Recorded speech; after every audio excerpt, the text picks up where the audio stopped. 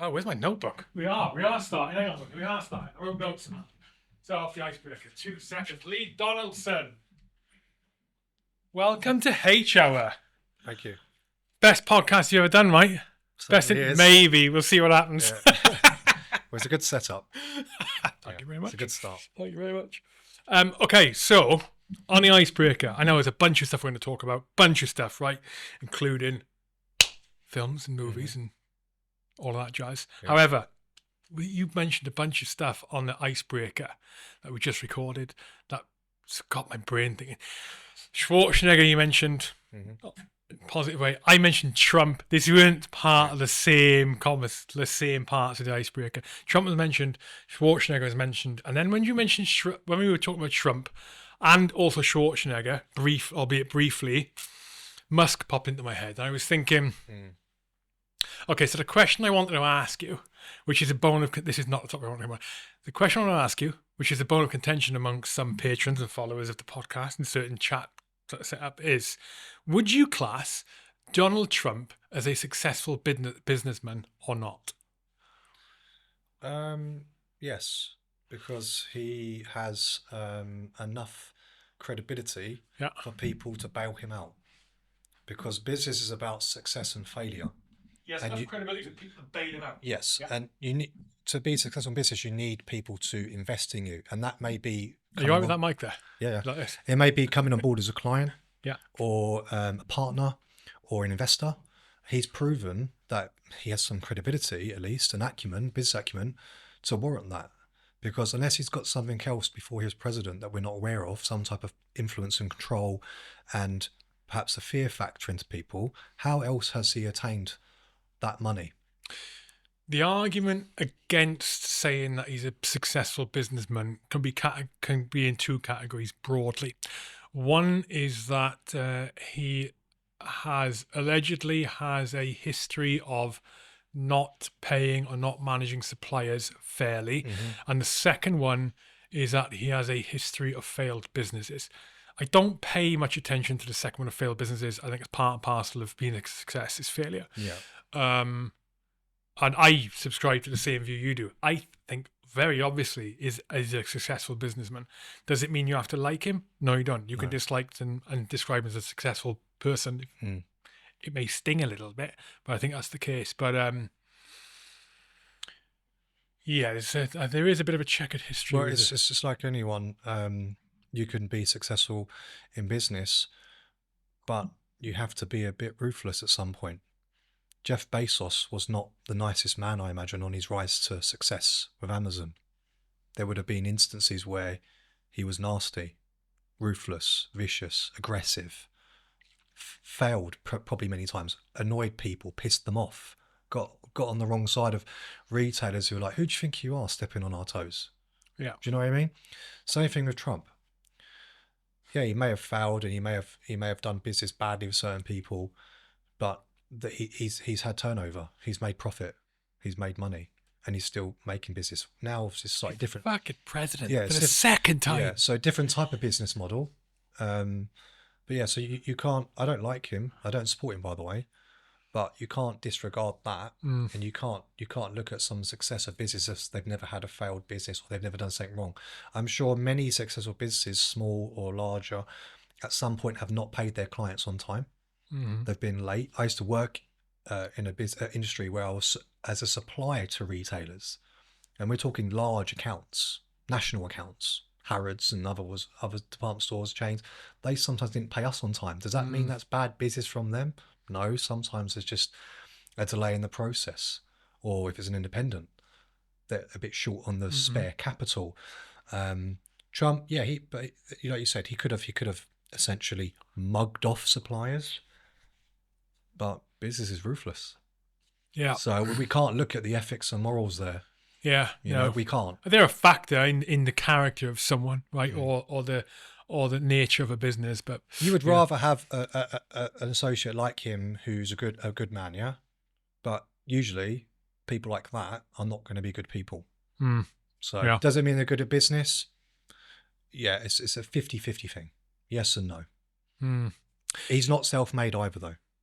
No, no, Let's no. not forget that. No, yeah. So if we look at objectively there, I would then say he is only half successful because he's already had that foot in the door and then some.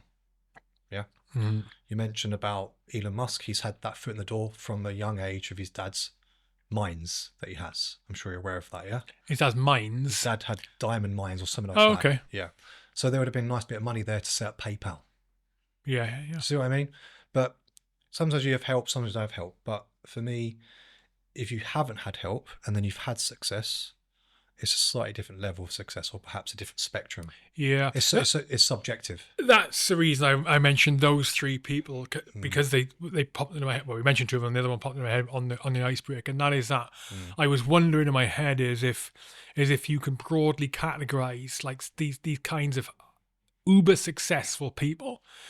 We could categorize those three, for example, other differences, right? So I would say you look at Trump, and Trump is a highly intelligent individual. I wouldn't call him a genius. He's a highly intelligent individual. He knows how to influence people.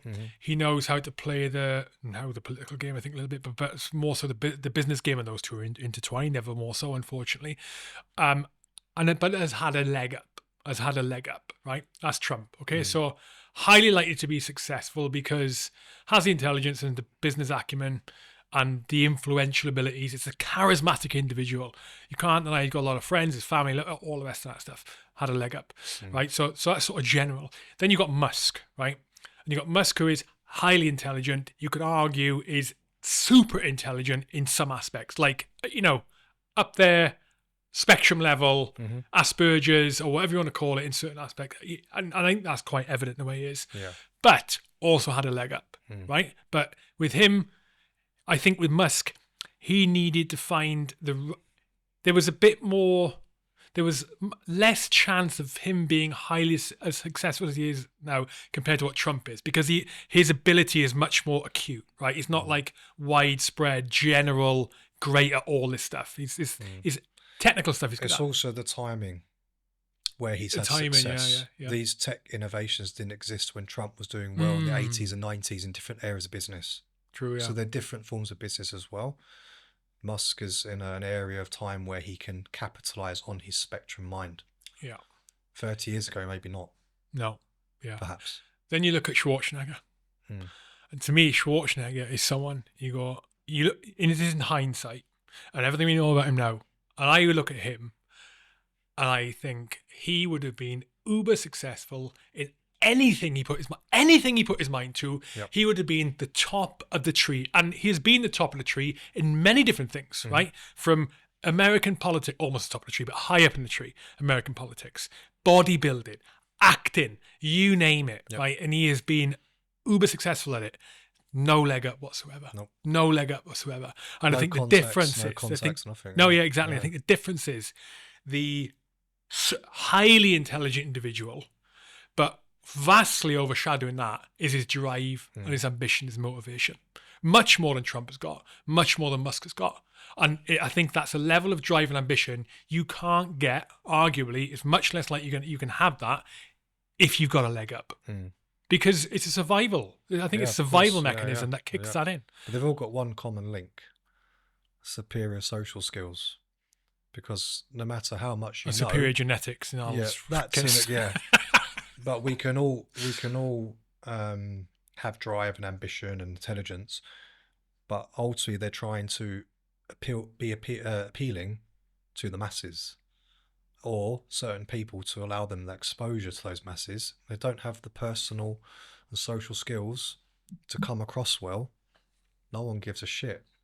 No one does. People don't like you very quickly, and then you get boycotted, or you get blacklisted, or you get ridiculed and critiqued. So at some point in time, all three of them have had to befriend the right people and work with the same people well. Otherwise, things would have gone bad for them. Perhaps Trump may be an exception. Well, yeah, I mean, if you've got money, money does talk. Less of an impact if you just cut people off and get rid of them, because you can get away with it. But there are certain key players in certain industries that you need to be friends with. Yeah. So what I'm trying to say is that at some point, all three of them had to approach these top dogs of that sector or that clique or that little circle of people and befriend them and build trust and rapport with them. If they didn't do that, it's more unlikely they'd have had that growth, because they're the gatekeepers, and the gatekeepers exist in every industry and every job in the world. There's always someone above you you've got to get on side with. I've seen it in various professional industries where this person I know should have been promoted.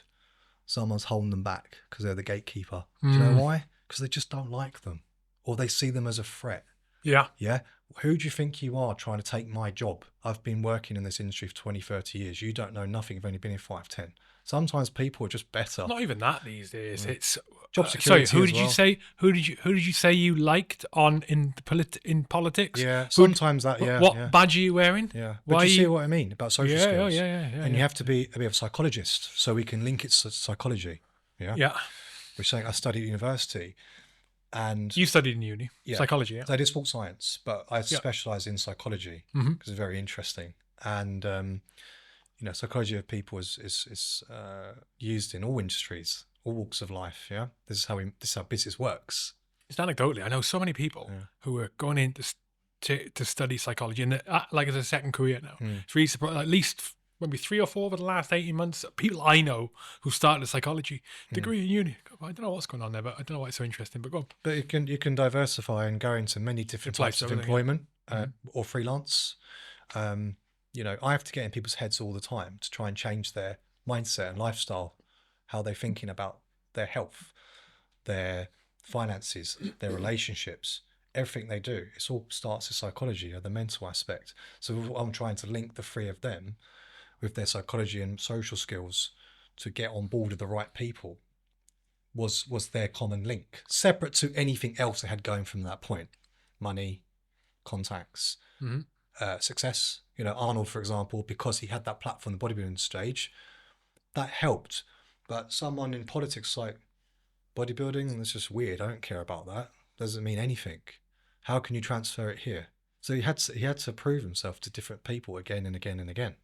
So what fascinates me about Arnold is it seems to me that he was at that time when I don't think psychology was really understood as well as it is now. Everything back in the day was understood less than it is now, but I wasn't sort of mainstream as something you would consider in just general application in your daily life, professional or personal, right? And he seemed to be super young and ahead of the game in the way he applied that to his personal and professional growth. And I think that's most evident, to me anyway, in Pumping Iron, is where it's super evident. The way he is interacting and playing not only the other competitors in the Mr. Olympia, but the families as well. Yeah. Lou. Frigno's dad. Frigno's dad, yeah. Farino's dad. Farino's dad, just playing him. Even a bit of banter with him, yeah. But it seems like banter. It's not banter. It absolutely is not banter. He is being a bit disrespectful, really. Oh, yeah. He's talking about his sister and all those different things. But the point is, it's deliberate and it's measured, it's calculated. And doesn't he hide...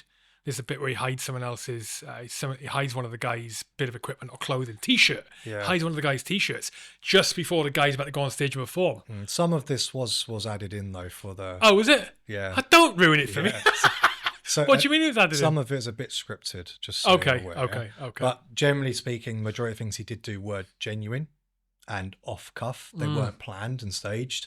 But they did try to paint him out, the director, as being this mischievous, annoying, goading person.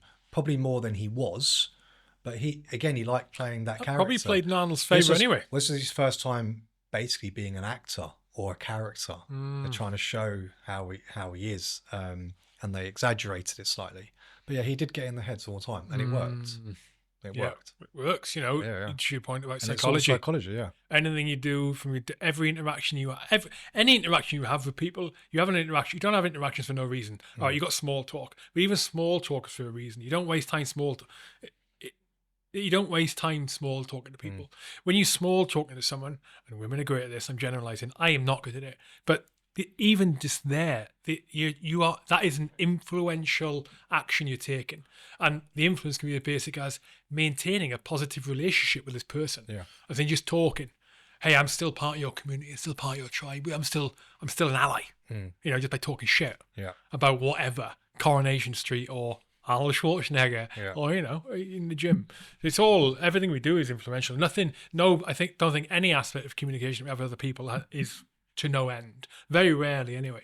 I don't know. Am I wrong? Well, some people speak with no agenda when they speak to other people. Others just speak casually with like I said, no agenda behind it. Arnold would always talk to people because he's trying to get something out of them, information, a contact, get in their head to help him get a leg up. So he was more calculated. Whereas, generally speaking, when you meet people, it's just sincere, your conversation, depending on what your motives are. But again, he was a good example of many things. He's a good reference in general. I know people, when you mention his name, always think about bodybuilding, but he, even in his early days with the bodybuilding, recognized that he had a team of strong men here who he trained and went out with and partied with. So he put together his own construction company with them. Did him and his friend Franco know what they were doing? No. They were just completely winging it. But there are still apparently walls that they built still standing.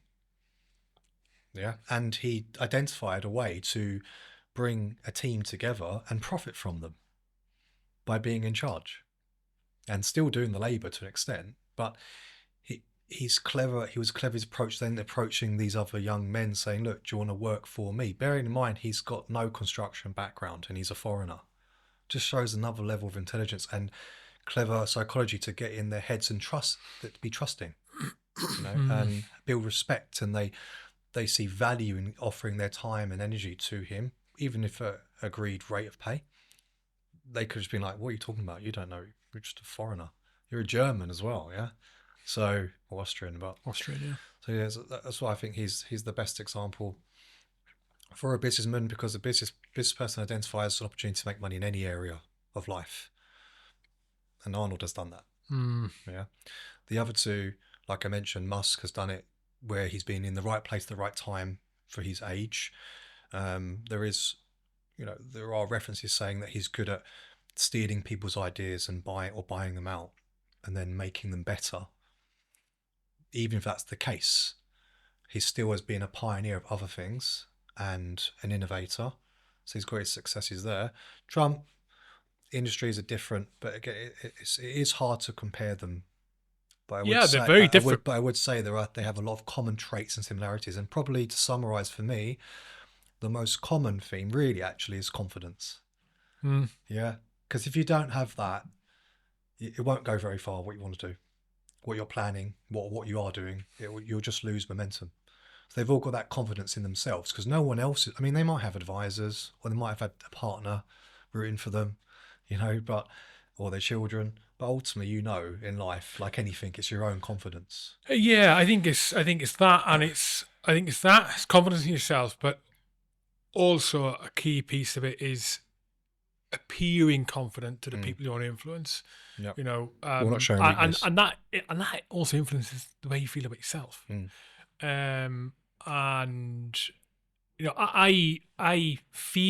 I literally can make myself feel more confident by adjusting you will notice, but by adjusting my physical posture.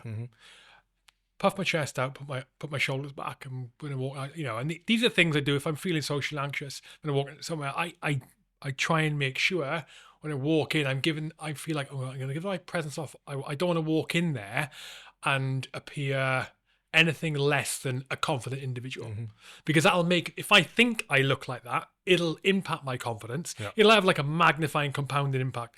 That'll impact my confidence, which is already low, as I wouldn't be thinking about it's going in, and then it just spirals me down, and I won't be talking to anyone. And it could be a situation where I need to talk. I need to go in and, but not bond, socialize for whatever reason.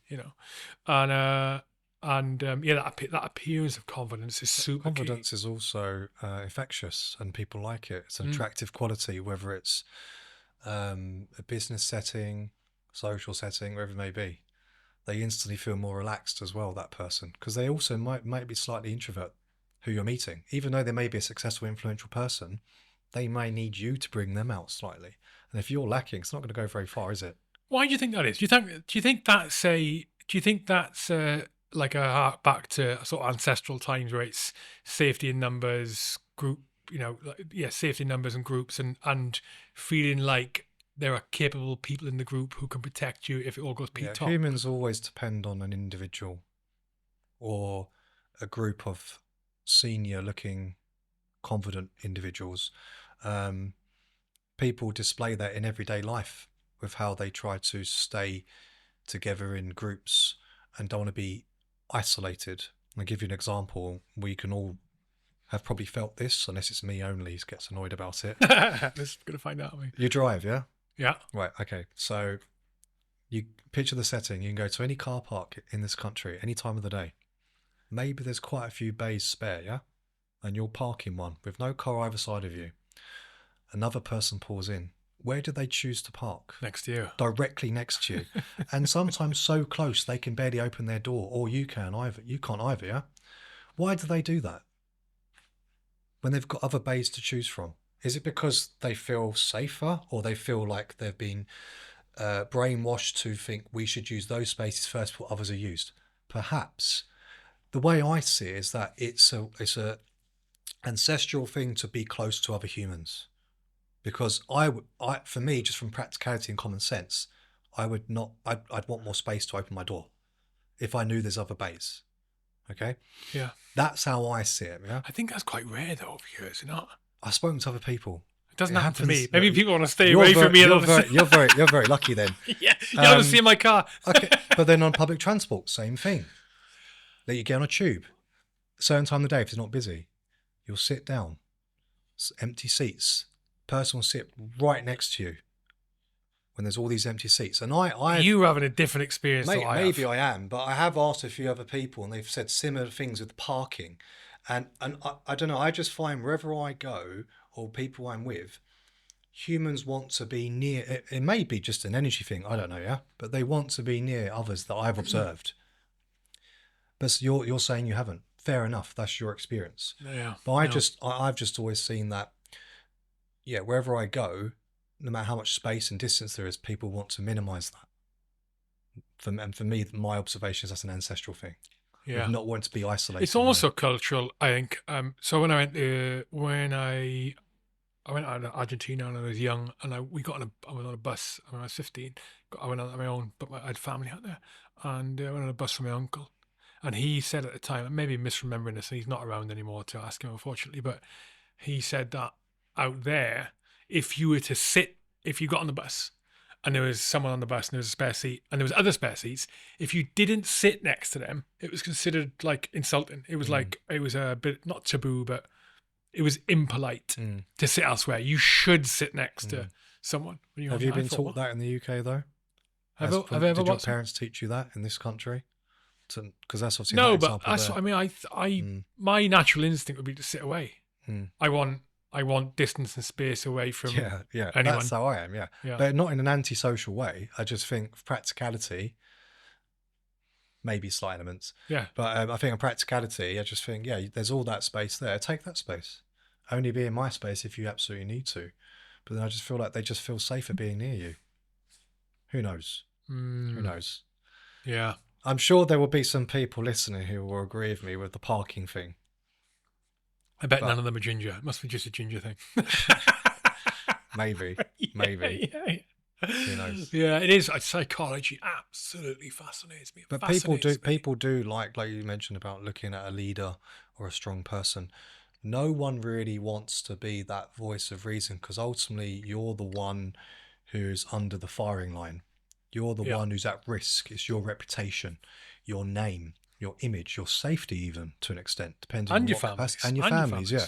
So I get that, and I've a few times in different industries or walks of life, even as a child at school, being like a captain and this and that, you are looked up to, but you are the person everyone goes to, and there are a lot of people rely on you. Some people don't want that pressure, or some people don't have the confidence in themselves to manage that.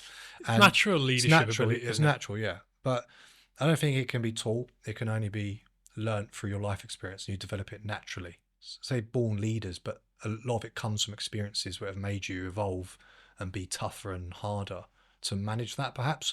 Then you gravitate to that. But yeah, more people are willing to look up to an individual rather than nominate themselves for that. If you give another example for psychology, we did a table read the other day for my film, and the director and myself asked everyone, "Has anyone got any questions before we proceed?" Silence. Yeah, and I said, "Guys, you can say anything you like. Don't worry. Don't feel embarrassed. Don't feel like I'm the first person. I don't want to do it. I feel Were awkward." these all fresh? Were they all new actors or are they experienced? Experienced. And they've been cast, they've had their self-tapes reviewed, and they've been accepted for their roles. And they may have genuinely not had anything to say. That's fair enough. But generally speaking, I find that people are too nervous because they're overthinking what others might think or say based on what they say. It's a common thing, and it happened again on the second table read. Again, With the same set of people? Different set of people. Okay. So again, it may have been the same scenario. No one had anything to say. Fair enough. And then things come up as they listen and think, oh, I should ask that at the end, actually. I should have asked that before. Fair enough. But I've seen that same behavior and pattern in so many different ways in life where it's like people just don't have the confidence to speak up or say something, especially if they don't agree with something. That's another thing. Like if you're in a management meeting, you don't want to be that person to say to the boss, oh, actually, they'd rather keep quiet because they don't even want to challenge even if they're correct. Yeah, most of the time it's the boss's fault. It is, yeah, but you can't call the boss out, can you? Really? And if you want to keep your job, a good boss you should be able to. Absolutely, a good boss you should be able to. Yeah, 100%. Yeah, well, speaking to people working in the professional industry for a long time, including myself in the corporate world prior, it can sometimes be. It becomes a situation where that boss is so arrogant and so they feel they know everything because of their lifetime experience of 20 plus years. If you dare question anything they say, it's the end of the world. So then again, everyone at that table says nothing. So what I said was, you should be able to. You should. You should be able to. Yeah. You know, and like you, I've worked for a variety of different. Everyone's worked for different bosses. Some of them mega receptive. You know, the interesting one of that is the military.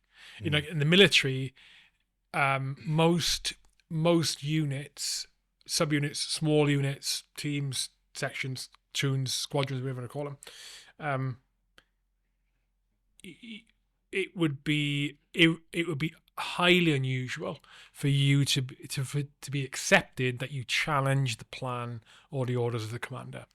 In specialist units, that can be different. When I had my sniper team, I ran it as a Chinese parliament, so to speak, in some ways, with limitations. It was like Chinese parliament, except I had the final say. You know, if we were putting a plan together for a mission, then I would propose the plan, or we would all work out a plan together, and then I'd make the final say in it. I would involve them all. The difference being is that I knew those guys very, very well. I knew all their capabilities. I knew their weaknesses, and I trusted them. I trusted the voice what they thought was correct, and they trusted me. I gave them the psychological safety to be able to challenge anything that I said or suggested in a constructive way.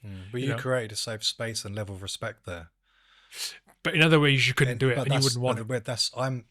For the listeners, I'm referencing civilian world.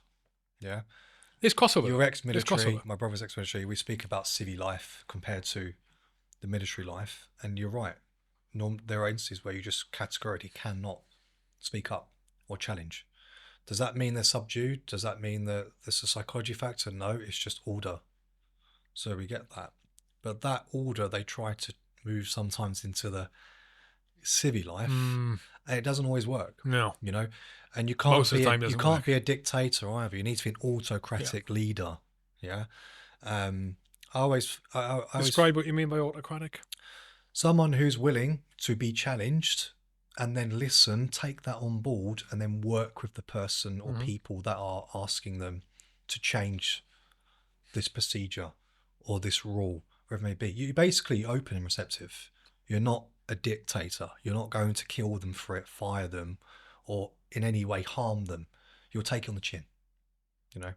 That tends to work better. Sometimes in certain ways it can be seen as soft and a weakness, because you can look at fictitious period shows like Game of Thrones.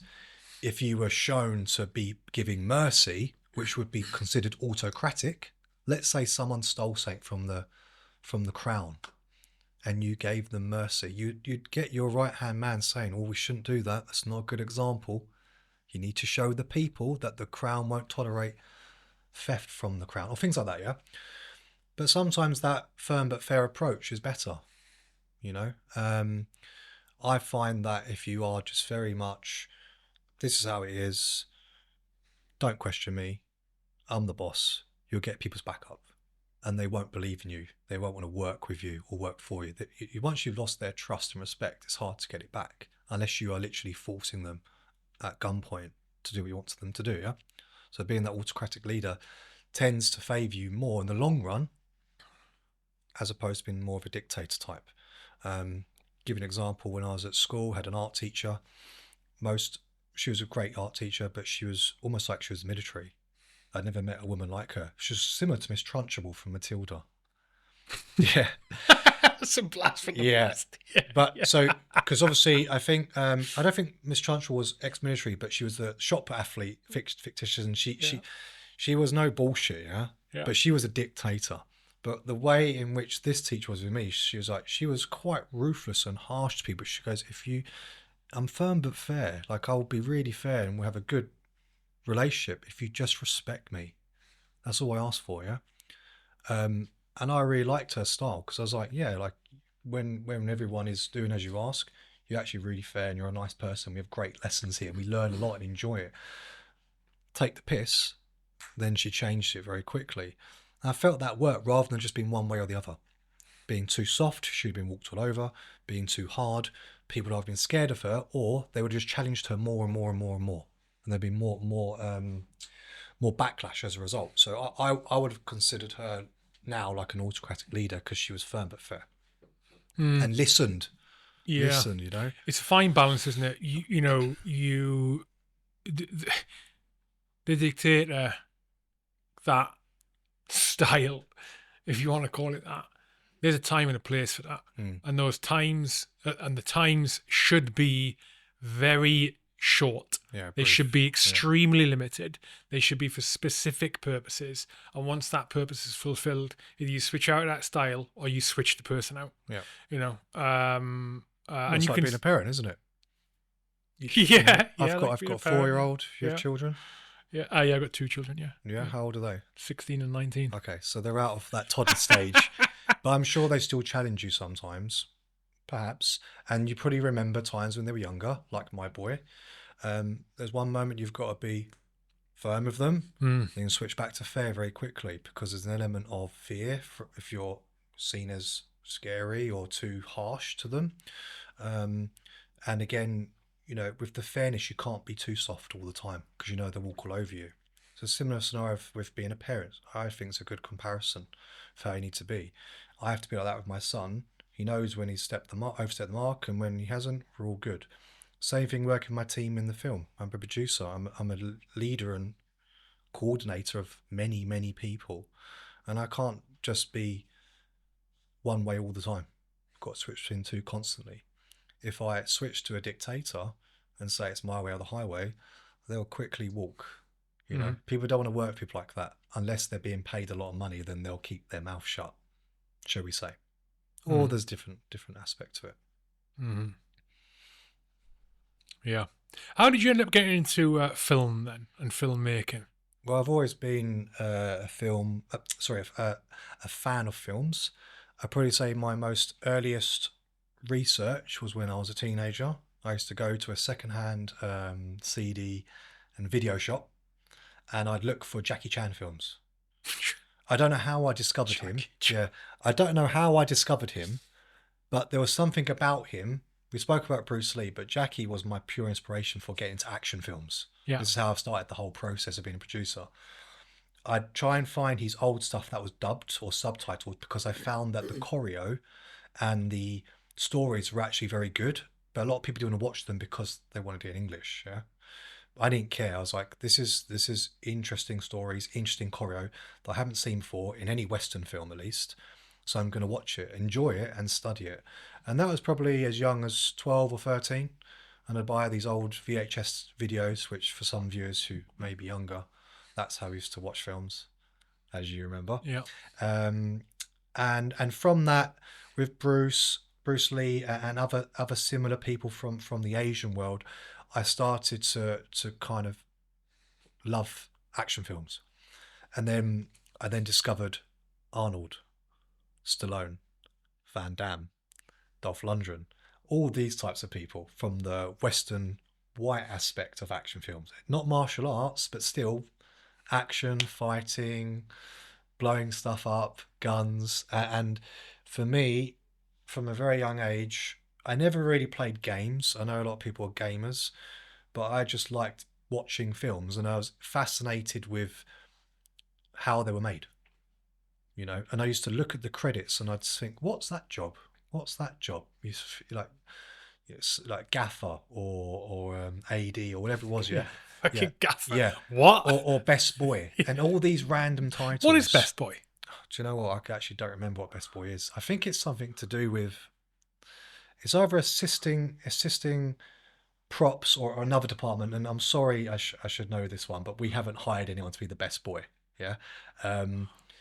Let me get back to you on that one. It's old school. I'll find out. Must probably got They ruled out. they still actually put on some credits. Yeah, because you get grips as well and other people listed. But the best boy one, top of my head, I can't remember. But it's a really random title. Yeah. Grips is basically fixings, isn't Yeah. it? Yeah. Yeah. But there are so many. There are so many. Obviously, and they credit all sorts of people, even toilet facilities and whatnot. But a lot of the credits I used to study and think, what's that? And back then we didn't have easy access to the internet. It was the dial-up, so it was even harder to research. And I couldn't just go on Google quickly and find everything I wanted like kids can today. So I'd have to try and find out ways. What was that, and how did that help the film? What influence did that have on the film? Was it significant or was it not? I mean, every person in the film has a role to play. Yeah, catering, any facilities, power, fire marshals, whoever it may be. Someone's got runner. Yeah, runner. Everyone's got their part to play. Yeah? Extras as well, who heavily still don't get I credited. prefer the term supporting artist. Yeah, or supporting artist. Yeah. I use both, interchange them. Yeah. I'm joking. But they still don't get the credit they deserve. But so I watch these films from the offset of the movie itself, then I try and look at the back part of it, and I loved the stories. I read. I always was a writer from a young age. I used to write my own stories, so it was like a natural progression, I think, over time. Once I got into the TV and film world, that when the time was right, I was going to write my own stories. I was going to tell my own tales. Yeah, and they were action based. Did you ever dip your toe into Bollywood? No. No. So Bollywood for me, from what I know, there are incredible productions out there, production companies, and some really skilled and talented performers and crew. Some of the Bollywood actors, past and present, can do so many amazing things. They're actors, they're stuntmen, they're everything.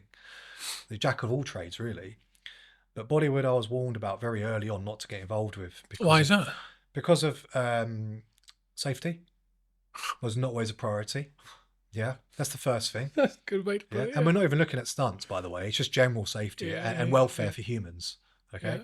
so that was the first thing I was thinking. Not too keen. Second issue, very common, was money. So unfortunately, a lot of people get scammed or don't get paid or have to wait very long periods of time to be paid. Doesn't matter what role you have, crew, cast, supporting artist, whatever it may be. That was a red flag. And then lastly, to do real Bollywood, you have to go to that part of the world. They can have the little productions here in the UK, but it's not the same. Yeah, it's not Bollywood if it's not filmed in that country, in my opinion. Yeah. So it's not Hollywood if it's not filmed in Hollywood. There may be traits of Hollywood, and yes, Hollywood comes here and they use Pinewood and Longcross and other studios. But let's face it, it always looks and is better to an extent when it's filmed in the place where it started. There can be exceptions, yeah. So Bollywood, like for me, there was just a couple of red flags. I don't rule it out as much as I used to. I would like to work with people in that field and from that type of film in their own country one day, and I'd love to immerse myself to see how they do it, but I haven't done I it. feel like there's like this thing at the back of my mind that it says to me, is it a treasure trove of these like productions which in 30, 40, 50, 100 years time, like Nosferatu was back in the 20s and 30s, lost. Yep. And then we'll dig them out down the line and go, oh my God, these are amazing. But that's probably not the case. But on the safety side, there's a song at the start of Inside Man, and it's a song called Chaya Chaya. And I went looking for it. It's from a Bollywood movie, right? And I watched the video. I love this song. It's in my playlist. It's a fucking amazing song. Anyway, you watch the music video. Well, the music video is actually a clip from the feature film that a song features in, which is a Bollywood film originally. But to your point about the safety, the film, the song is it's basic. It's got to be near to 100 performers. You got a male singer and a female singer who are actually singing the song. It's like a ballad together, and you got all these other dancers, and it's filmed on a train, a moving train. The train is moving. There's no safety or nothing, and obviously it's in India, and they're all dancing on the roofs of this train what do you call them? On all the carriages on top of it while it's moving. And I remember watching that and thinking, there's no way no one died. There's no way no one died. Someone got injured. Someone, at the very least, someone got injured making this movie because they're jumping up in the air and all this stuff. It's mental. Not one or two of them. I say up to 100, maybe up to 50 on it. Bonkers. But they are similar to Asians in the sense, like the Chinese, Japanese, Hong Kong, Korean, Indonesian areas where they have no fear. They're just like, we'll just do it. We don't care. They don't have the red tape in the UK. So if you look at the old Jackie Chan films, sometimes he was asked about the stunts he did. They said, do you know, have a double? He said, what's a double? What are you talking about? Or what safety did you have? Stunt coordinator, like, what's that? We just did these things because it's written in script, and if I could physically do it, I would do it. Yeah, I hurt myself. It is what it is. Bollywood the same. I really respect the Bollywood people for what they do because they have no fear. But like I said, from a Western mindset, it's very unnerving because ultimately it's all about safety. And their productions is mainly music orientated, but like you mentioned, the choreo and stuff that's involved, there's so many moving components and people, unfortunately, it's too dangerous. So I wouldn't want to be associated with it because I'd want to condense it and change it. But then they would say, but that's not Bollywood. Do you see what I mean? Yeah. And I wouldn't want to change what they know and what they love. And I have watched some films. I've been to India a few times. I've got Indian friends. I've watched them. Some of them are really cool. Like actually really good. Some of them are terrible. The same thing could be said in the UK market, American market, European market. And I really rate them, and I think, they've got no fear, they're brave, they're talented, like they're multi-talented. Like I said, most of these actors are also stunt people. They're probably more skilled stunt-wise than some English people, but on paper they're not. Because they have different regulations and whatnot. But it's something, maybe years in the future, but not for now. So how do we get into that? Oh yeah, you were talking about Jackie Chan movies. And I asked about Bollywood. Because I was saying, how did you get into filmmaking? Yeah, pick that back up wherever you remember stopping. Where was that? Just taking inspiration from those early films I watched, and he was young as well, Jackie, 20s. Okay. And what did he do before that? Do you know? He was an extra. Oh, okay. Yeah, sorry, supporting artist. He's famously in Crouching Tiger, Hidden Dragon. Okay. He gets hit by Bruce Lee, and he actually gets hit. Oh, right. Like again, another type of stunts where in the UK we wouldn't allow that. There's no contact. But in the Asian market, even I think some productions still now, they like a little bit of contact to have that sound. It makes sense. Rather than you can have the recoil sound. Do you remember Ong Bak? Yes. What a film! What a film that was. I need to watch it. I think 2012 that came out, maybe, or maybe earlier. But I remember that being awesome. But there was full contact in that. But they were cleverly hidden pads, weren't they? Even on the heads, But then Jackie and his team would have used those, so they really got hit. And, people say frown upon that, but it's like they want to say it more authentic. How authentic and real do you want it to be? The audience like things that are as real as they can be. That's why in my first film, this new film, we're using as many special effects we can through makeup and props and prosthetics rather than just relying on VFX, which is what a lot of people do. Or AI now. We will avoid that as much as we can. We want the choreo to look real, the makeup to look real, the prosthetics to look real, as much realism as possible, rather than just making it so safe that it looks like they're scared to touch each other, and yeah, just all brushed over with computer images, CGI. Yeah, it does seem lazy now, but the reality is it's cheaper, isn't it? You Yeah. know, and But that doesn't always sell. And we can look at 5 to 10 years now of certain films, particularly in the Marvel franchise, that are flopping because of that laziness. Yeah. I've never been a fan of those anyway, to be No. honest. Never been a fan of them anyway. But I was in Ant-Man 3.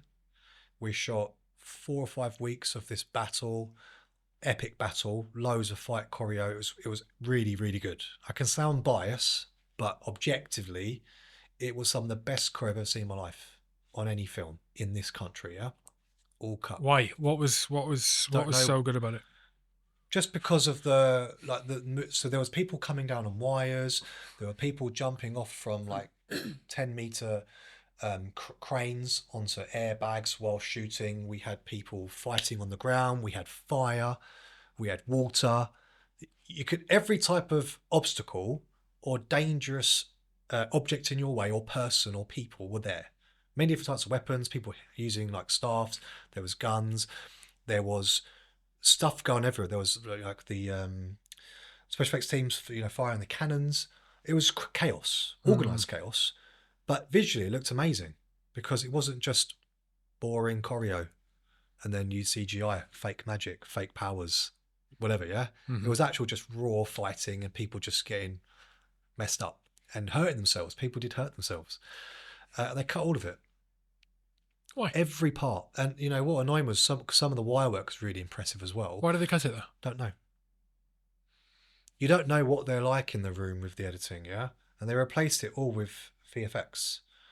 Really? Ships shooting lasers. Oh god. And it's like, okay, bless you. Me. You think to yourself, maybe they didn't think it was flowing well with the rest of the story, but they removed the human element of the film. There was too much of just VFX. Yeah. People in ships and lasers. And action films always have an element of combat. Any action film you watch, you will see someone fighting or people fighting hand to hand with weapons or firearms or science fiction firearms, yeah? At least once.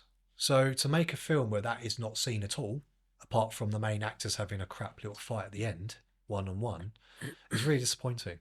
And you think to yourself, well, I think to myself, that's not an action film. Personally. Yeah. Well, one of the big criticisms of the new Gladiator, which is, from what I've seen, it's got mega mixed reviews, and I haven't seen it. But I looked up this scene. I googled about this scene when I heard about it, and it's a scene where they're in the Colosseum. Obviously, they're scrapping, but they filled the Colosseum with water, and it's ships and sharks. That's right. Yeah. And when you were talking, I was thinking, well, probably one of the reasons that scene has been particularly called out as nonsense is because apparently they did do this, right? Historically, apparently there have been records of them doing this kind of thing, recreating naval battles in the Colosseum, right? And how true that is, I don't know.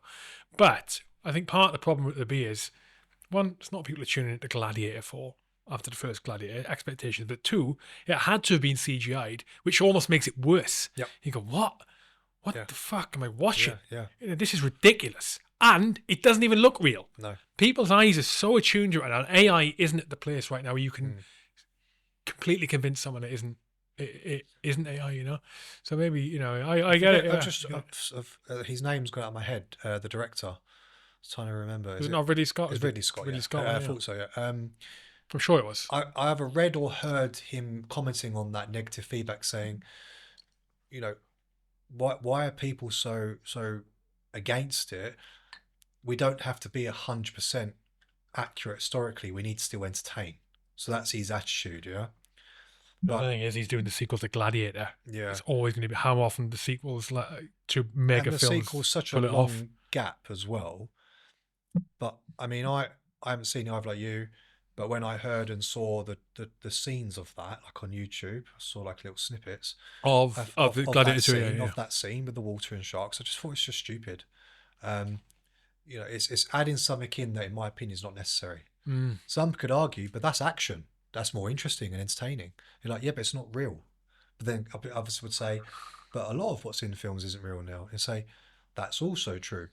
But that is so obscure and random to obviously the first one. They could argue, well, it's a different film. Is it standalone? I don't know. But I'd ask, why would you just not put in better fight choreo? Because that's what it's all about, being a gladiator. You should focus on what's most important. Great Colosseum fights. Man on man, perhaps with a lion or whatever else may be in between, yeah? But yeah, the water thing, even if it did happen, I would have liked to have seen them doing something with real water, at least when the time comes. I watch it, so when I do watch it, I'd prefer to see real water. Yeah, maybe real sharks is not possible, but at least have some water, so there's a little bit of danger. Yeah, because remember when we watch action films and films that are heavy in stunts, there's an element of danger. That performer or those performers are at risk of injury or death. So that raises the stakes. That naturally gets the audience more excited.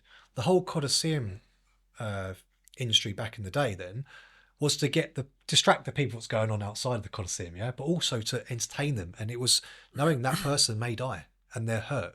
People kind of get off on that for some reason.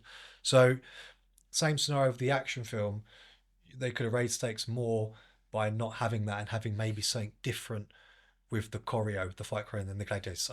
I'd say more fictitious, but that, like you said, it looks shit from the trailers and it sounds rubbish as well. But we could be surprised when we watch it. Who knows? Maybe I'll watch it. Who knows? Maybe I think we can't completely disregard it, because it might actually work. But usually, what I've seen from films where they've added unnecessary CGI and VFX, where you think this is too random, it ruins the whole flow and pacing through the film and the whole narrative. I just think that's so disjointed. You've ruined it for me now. Because remember, you want to keep the person in the story, and that they want to be believing. They want to switch off for 2 hours or 2.5 hours from the real world and believe that is real and happening. Yeah. When I or will see things like that, takes me out of it. So I don't believe it anymore. Denzel Washington as well, I've heard. He doesn't even try to do another accent. He does his American. Denzel? Yeah. He doesn't even try to have a different accent. And it takes you out of the belief, the story, and the character. If you I think he's from New York or something like that, yeah? But his voice. Which film's this? In Gladiator 2. Gladiator 2, yeah. Oh, of course, he's in that, isn't he? He's in it, Sorry, I wondered how you did a tangent. No, I thought you got off a tangent. Denzel Washington. He's in it, yeah. Yeah, that's right. And there's some mega actors in it. It's a big actors I know, in it. but then people would argue again about the woke thing, saying that a black man wouldn't have been in that position either. So, but ignore that for a moment. I have heard the scenes. It's Hollywood these days. I know, but I have heard the scenes of him in it, and I think to myself, you're lazy, man, as an actor. Or Ridley was as well. Not guiding you to say, let's try and change your voice slightly, because when I hear that strong American accent, I'm personally not believing that character and story anymore. Well, hang on. As an individual. Yeah, I agree with you. Yeah. However, Gladiator 1, Joaquin Phoenix. Yeah, I know. Maybe his accent was different to his normal accent, but it certainly wasn't Italian. No. But it wasn't a strong American accent. Same with Russell Crowe. Yeah. It wasn't a strong American accent. Russell Crowe's wasn't a strong Australian accent. It was neutral. Down. I think. Do you reckon they were making an effort to do neutral? Yeah. Yeah, I suppose so. I think they were. I suppose so. Yeah, if I was casting something makes like sense. That, I would not want to sound RP. I would not want to sound Southern English or Essex. RP. Received pronunciation, which is a form of received pronunciation. Yeah, well-spoken English. Well-spoken English. Yeah. So received pronunciation. Yeah, RP. So in the acting world, yeah, that is a preferred style of speaking because it's clear. Give me an example. Well, it's not. If you can. The rain in Spain falls mainly on the plain. Yeah. We're not going to go OTT like that, but we're not going to use any slang. We're not going to drop letters. We're not going to speak in a dialect or accent of a region. We're very clear. It's not the Queen's language, not the Queen's English, but I would say it's a slightly upper middle class I accent. get it. Yeah, not oh my god, I'm made in Chelsea, like OTT. It's the way you should speak when you walk into an interview. You're speaking proper English, essentially, yeah, not mental though. Yeah, but you can't hear in that voice any dialects or different accents within it. It's a very clear. Sometimes when I speak on camera, the odd time I might say a word and someone go, "I can hear your Essex there." The odd twang, yeah.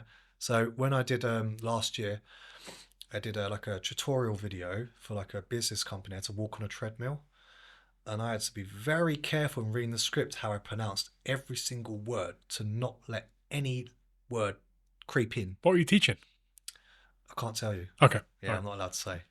That's fine. It's like a research thing. Okay. But it was harder because I was walking at the same time on an incline. Yeah, why were you on the... That's the question I really want to ask. Because they wanted... Because what they're doing, they're going around the cameras and they're going to, with the VFX, make me look like I'm somewhere else. Walking. Okay, right. Yeah. So I was focusing on not tripping on the treadmill whilst reading the auto cue and also speaking in an RP accent. Mm-hmm. Yeah. But, for most roles I go for, they say try and do your natural accent, but just tone it down a bit. So referencing to Gladiator with Russell, for example, he goes, "Are you not entertained?" That famous scene, yeah? Yeah. I don't hear any Australian there. No. Personally. No, yeah. So for me, watching that action film, I believe it. I believe him. Yeah. I believe he is that man. Yeah, that's an interesting point on that. Whereas with Denzel,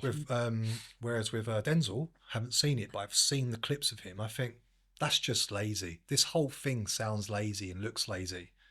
And it's a bit arrogant as well, isn't it? It's a bit arrogant. It's being that. How about play the fucking part? That elite of your role.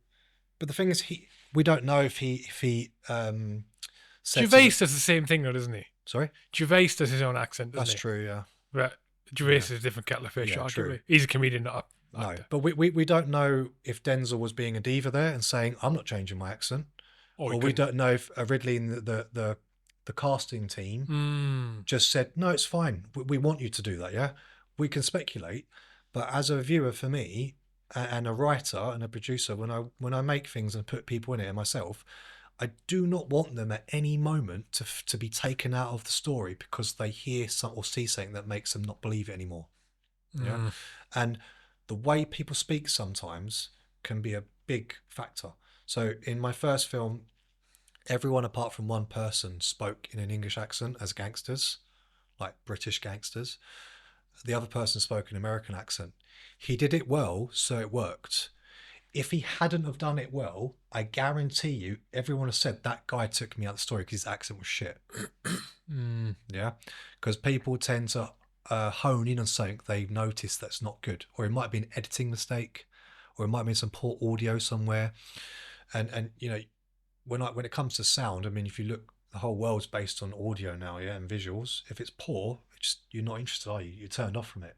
Yeah. It's the same thing with filmmaking. It's got to be solid. And speaking about those actors with the voices and how they speak, I think it's important if you're English to do RP or neutral of your own accent, opposed to unless you're very good at doing other accents.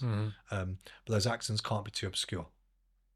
So for my new film, which is obviously an action horror zombie film, we've got a tactical team in it. They're all English. They're not going to try to be American, because if their dialogue at any point weakens or they confuse words from the American military to English military, even if you're not from that background like yourself, as an audience member, you can think, I've watched enough films where they give that spiel, the radio talk and whatnot. Yeah. It will take you out of that moment and that scene, and you'll be distracted. And I don't want that. When people watch it, I want them to believe everything. Radio chatter is one that is consistently military or tactical radio chatter is consistently messed up on films, like bad. And I think most of the time you get the layman wouldn't sort of recognize it, or maybe something to do. And the way I think it gets messed up is that, yes, it's formal communication most of the time, formal way of communication. But the mistake that gets made is they speak it formally. They speak it formally, and it's not spoken formally. The cadence is fast. The cadence, that tactical a tactical radio conversation is going on, the cadence is that the cadence of you and I chatting now. Yep. It's still formal. It has all the starts and the stops, and ideally in that situation, it's not a chat that you say only what needs to be said and nothing more. And you start the transmission, you end the transmission, whatever, in a formal way, depending on what you're doing. But the mistake that gets made is when it's being spoken on screen, or if you're listening to something, it's spoken in formal, steady cadence and measured, and that's not how it's done in real life. Because in real life, these people speak like that all the time. It's like I mean, and when it's most notable that they get it wrong is when that formal, sort of artificially slowed down way of speaking, which wouldn't be normal in real life, that tempo does not match the tempo of the scene. Yeah, a fight scene going on, or whatever, some scene going on where there's a chat, but there's tension building. That radio chat is very rarely happening when there's no tension, and you cut to the chat, and it's like they don't. It's nothing. There's no. You can't hear the tension. It slows it right down. Gets. But this is the war between military advisors on a production, and the writers or the directors, because they want things to look and sound Hollywood. The military advisor wants it to be true to real world. Sometimes they don't always marry up, so they have to merge them. Yeah, and it's difficult to do. And if you're an actor who's not very experienced with playing a military role, makes it harder. Yeah. But myself and the military advisor we've got on our production, Benjamin Leonidas, he's got a firearm training facility in Wales. Just give him a little shout out. He's ex-military, and he's also a performer for TV and film sometimes, and a producer. Leonidas is a surname. That's an Ali surname, isn't it? Okay, that's an Ali surname. It's a cool surname. And we've reworked the script recently because myself and the directors are the three writers of the script. Even I missed a few key buzzwords in the radio chat, and Ben was like, no, we need to change that. He wouldn't say that. Or this word is better there instead of that way around. And it's these little nuances and little tweaks. And then when I read it out loud and then asked the actors to read those bits, one is in the military, by the way, from the cast, the others aren't. I was like, yeah, we've now got the stakes, the pace, the tension, but also the authority and the decisiveness, what I want to hear from those soldiers.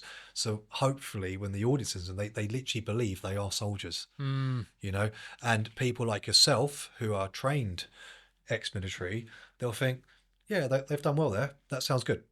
They've spoken well there. And I'm not thinking, oh, this is a bunch of actors pretending to be soldiers. Because that's what we don't want. To be honest, I was very lucky to be able to advise on the film Kajaki, and at the very end of Kajaki, when the credits are rolling, there's a radio transmission being played, and there's people, and I'm one of the voices, and other guys are the voices. So I wrote that script for the end of it. Okay, and I got my friends who were serving or ex-military to do the recordings. I played Zero, as in the call sign Zero, and they played different call signs. Now, I'm trying to think how many guys got to do it. One of them could not do it. This is a military commander, and he could not say it in a convincing way like he would say it if he's on the ground. Yeah. And looking back, and the point of making it is super difficult to do. And looking back, what I should have done is, instead of scripting the conversation, I should have said to him, okay, you're speaking to Zero.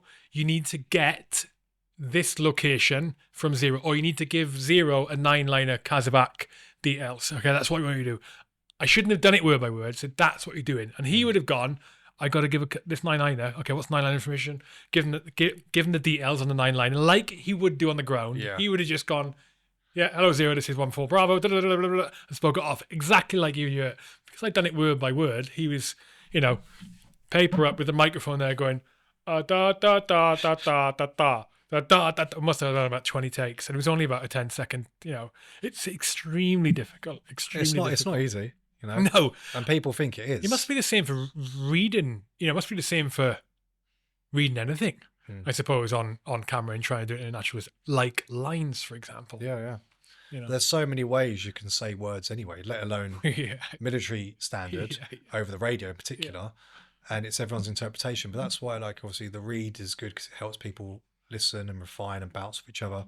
We've got our first rehearsal on Sunday, and our military advisor's coming down, and he's going to help the team, the tactical team. Who is that? Benjamin.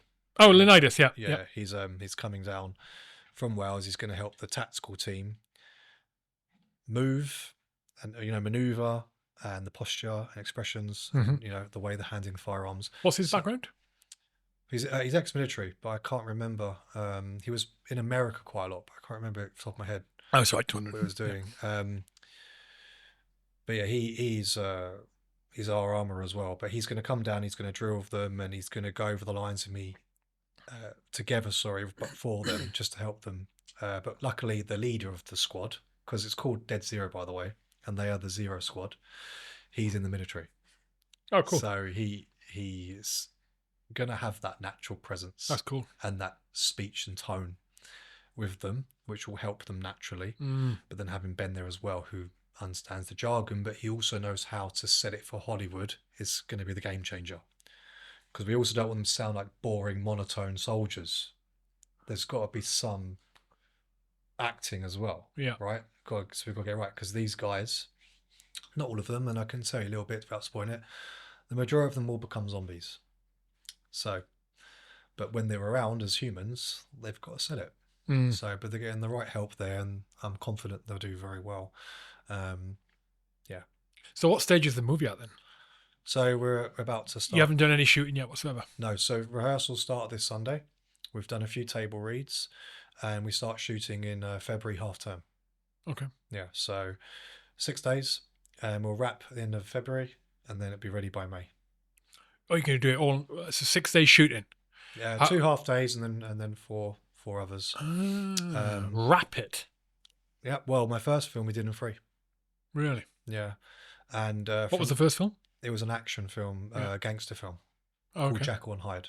Okay. Yeah, it's won 2 awards so far, and it's up for more nominations this year because we submitted some. We wrapped on that one last May, and then we obviously submitted for festivals this year and last year. It won 2 awards, had quite a lot of selections and nominations last year. And there's a few others that weren't.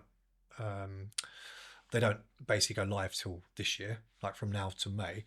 So we still might have some more awards there, hopefully. But that was a 12-minute short, very much like Snatch. My inspiration there being Guy Ritchie. I like his style of film. It was very British, rough, dark, grungy. He was a breath of fresh air when he came about. What was his first movie? Lock, Stock, was it?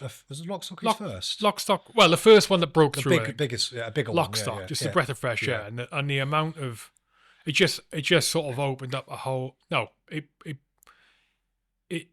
catapulted that whole genre into a different, into proper professional, Hollywood interest stuff. Yeah.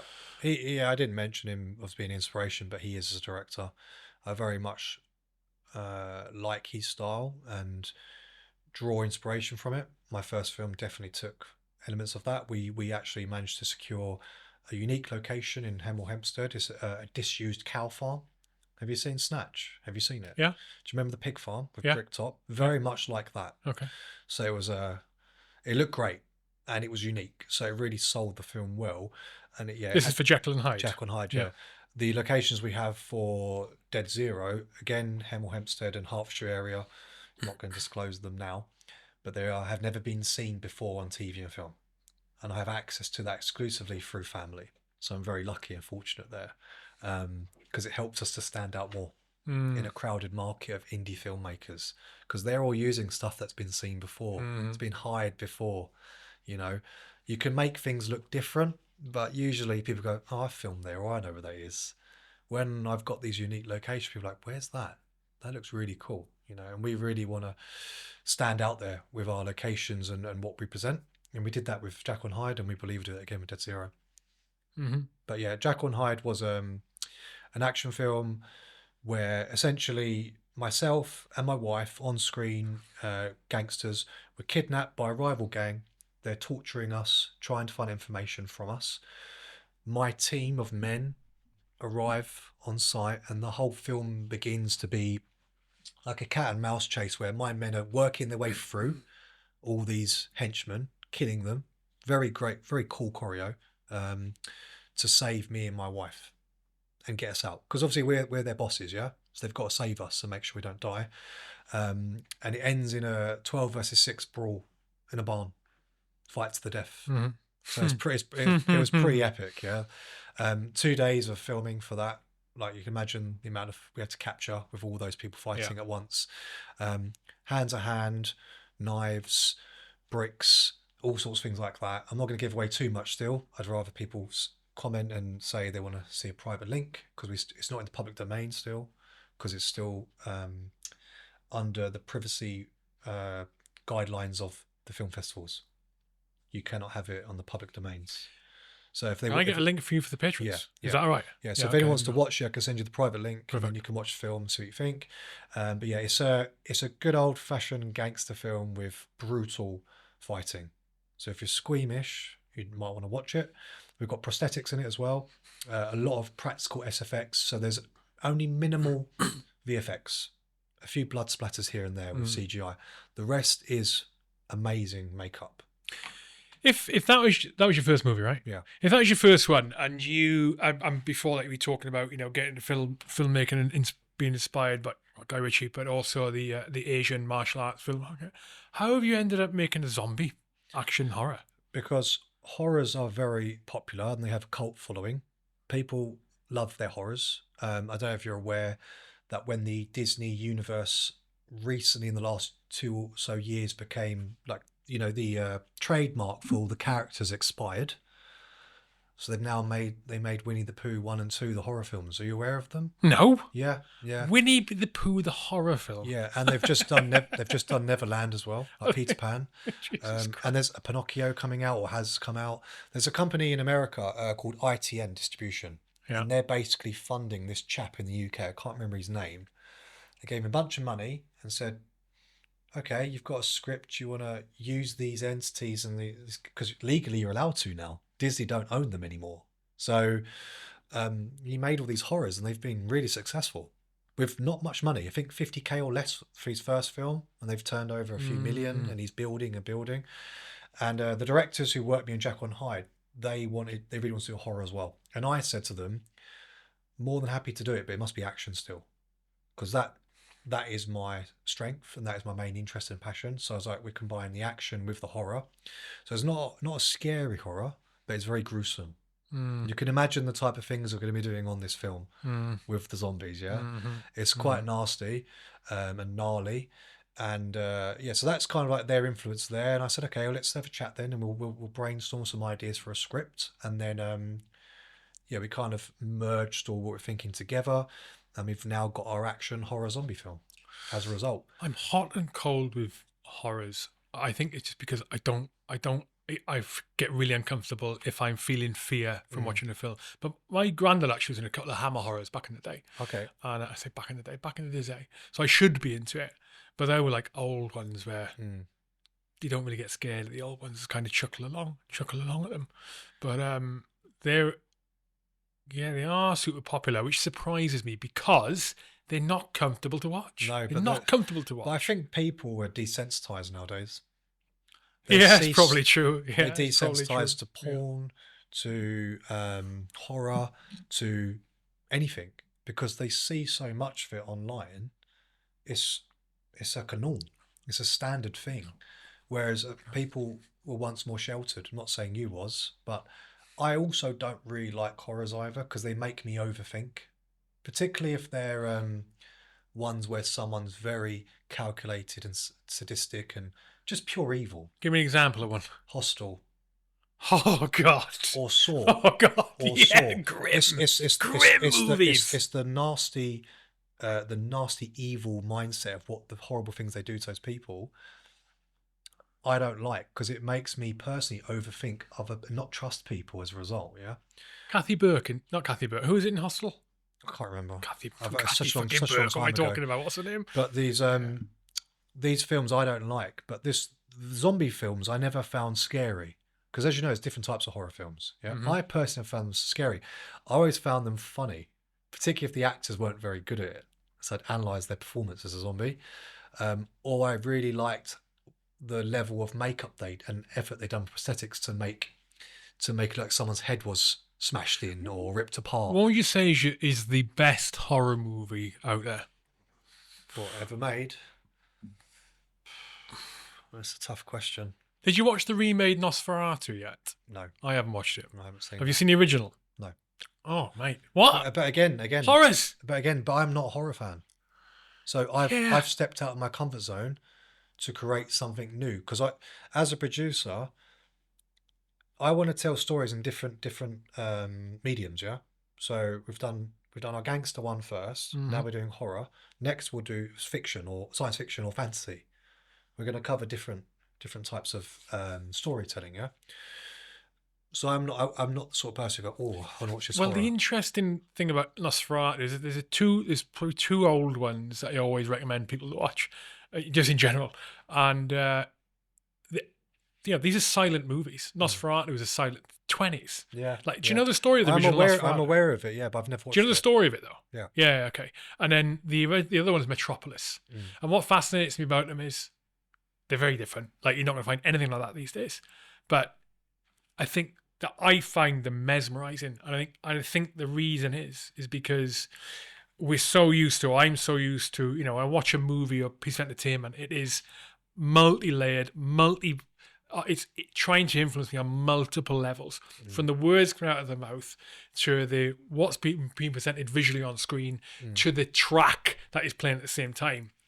And when you look at Metropolis or Nosferatu or any other silent movie for that matter, they've got a reduced set of mediums to work with. They've got what you're looking at on screen and some music, right? And then they got words, which will probably come after the scene is even played. Yeah. So I think they had to pay more attention, or we pay less attention now to what is visually on screen. It's like less important because there's more because there's more things we can influence the viewer with. Yeah. There's more filler, basically. Importance of each one is sort of less. Does that make sense? Yeah, but that's like you can watch a theatre production and it's one person on stage, and if they're good enough at what they're doing, the performance, the minimal sound or music can be intense enough and engaging for you to be locked into it and completely amazed. And you reference obviously those films, it's the same thing. They had less to work with, so they amplified everything else. And they were very amplified. Very good at it. Yeah. If you can make someone that scared from so little other depth of production, because they didn't exist then, as you said, those other components you could add in to make it more interesting for the viewer, they didn't exist. They had to amplify everything else, and that showed true skill and talent. And it's more raw. Essentially, yeah. In my film, it is going to be slightly overwhelming for the viewer because there's a lot going on, but we are still going to try and simplify it as best we can, because you don't need to add too much in. And I think obviously because there's that choice to do that now, and if the people got the budget to add more in, they will. But that's again lazy. I think it ties in again to what you were saying earlier about the special effects and stuff. You watch the old films, pick an old action movie, pick an old war movie, pick an old battle movie, flipping heck, Spartacus, or Jason and the Argonauts, and Jason and the Argonauts is a bad example, but Spartacus. I like Jason the Argonauts. Yeah, I like it, but there's special effects in there, there's skeletons, but big battle scenes, and you watch them now, and all right, they're crudely made films by today's standards, but you would be in awe when you look and you go, holy shit, they got all of those people to choreograph that battle scene. And when it's those ones you can go, if you press pause, and you may have like 50 or 60 people on screen, and you could look at any one of those, decide I'm going to focus on these two people or these 3 or 4 people for the next 10 seconds, 15 seconds. And they're doing a scripted choreograph, and every single pair or every single individual on that screen is doing something in time to order to whatever they need to do to make the overall picture. And if anyone fucks it up, it could be pretty obvious. If someone's standing there doing nothing like a lemon and everyone else is fighting, someone's going to spot it. And it is something to behold. Again, go back to that. We didn't have the technology we have now. You had to do it the hard way, and they were great at it. But the other thing it does is, I think maybe, and I am not a filmmaker. I've never made any films. So you tell me. When you go into that level of effort and the level of effort to create something like that, I think it sets a different environment on set, and people are more bought into what they're doing. They feel the importance of what they're doing. Everyone knows exactly they've got a super important part to play on that screen at that moment, and that must impact the quality of that production for the viewer and the end result. Well, because it's more believable. Yeah, exactly. Don't get me wrong, there are actors as opposed to some mug being on a blue screen with a bunch of sensors all over him. I mean, there are references of like Bob Geldof, not Bob Geldof. Why am I mixing them up? Ian McKellen, sorry, yeah. Don't know how I mixed Bob Geldof and who? Yeah. Who did you mix up? Ian McKellen. Yeah, okay. Do that. Yeah, cut that one. So yeah, Gandalf, right? Yeah. Most of his scenes he filmed on his own, in front of a blue screen, and he complains about this. Back then, I've read references and statements from him saying, "How can anyone act like this? Yeah, this is not acting." So because he's a theatre man, yeah, like Patrick Stewart. He's like, he's disgraced by it and like turned off by it. He goes, "This is not acting. They're not even here. I'm looking at a green silhouette of Elijah Wood, for example, yeah, like Bilbo Baggins or Frodo Baggins, sorry, yeah." And but he pulled it off. I'd have never have detected in his performance that he wasn't with those people in those scenes. But when I've seen the behind the scenes and seen he wasn't with those people, same thing with what was the other chap who was in it who passed away? Was it Reeves or something? You've seen Lord of the Rings films, yeah. The guy who turns evil, the wizard. Something, is it Christopher Reeves? He was in Star Wars as well. The other wizard with the long hair. There's only two.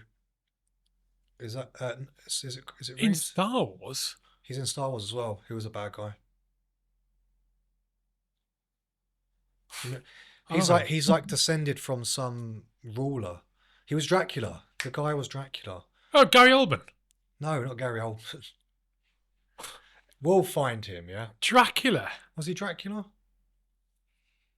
So he's in Lord of the Rings. Well, Lord of the Rings, Harry Potter. Harry Potter you're talking about? No, he's only Harry Potter. Are you talking about Lord of the Rings? Yeah. It is Christopher. Oh, Christopher Nolan. No.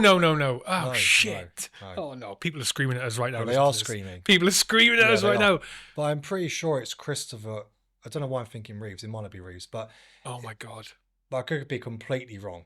But for the viewers, I apologise if you're massive Lord of the Rings fans. I like Lord of the Rings, but I'm not a die-hard fan. But that actor, Saruman, the one I'm talking about, Christopher Lee. That's sorry, Christopher Lee. I was close. God bless you up in heaven. I was close enough, Christopher. He might have been Dracula. Ex-military. Is he? Yeah. Okay. He might have been Dracula, but I know he had some very famous roles when he was younger. Yeah. But I'll give you an example for him. He also, when he was filming, sometimes he was in the same continent, and he had to interact with people who weren't there as well. And I didn't see that his performances. I believe they were there. Like, they literally couldn't film. Is it Christopher Lee? Yeah. He was in a different country to them, or continent, entirely different time zones, and he had to work with the blue screen, yeah, or the green screen.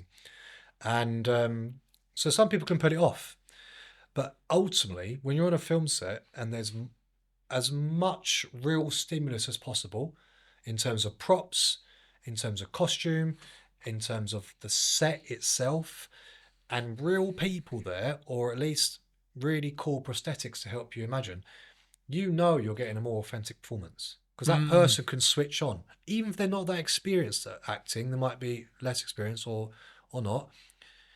It's easier to role play when you've got more to work with, yeah? Let's face it.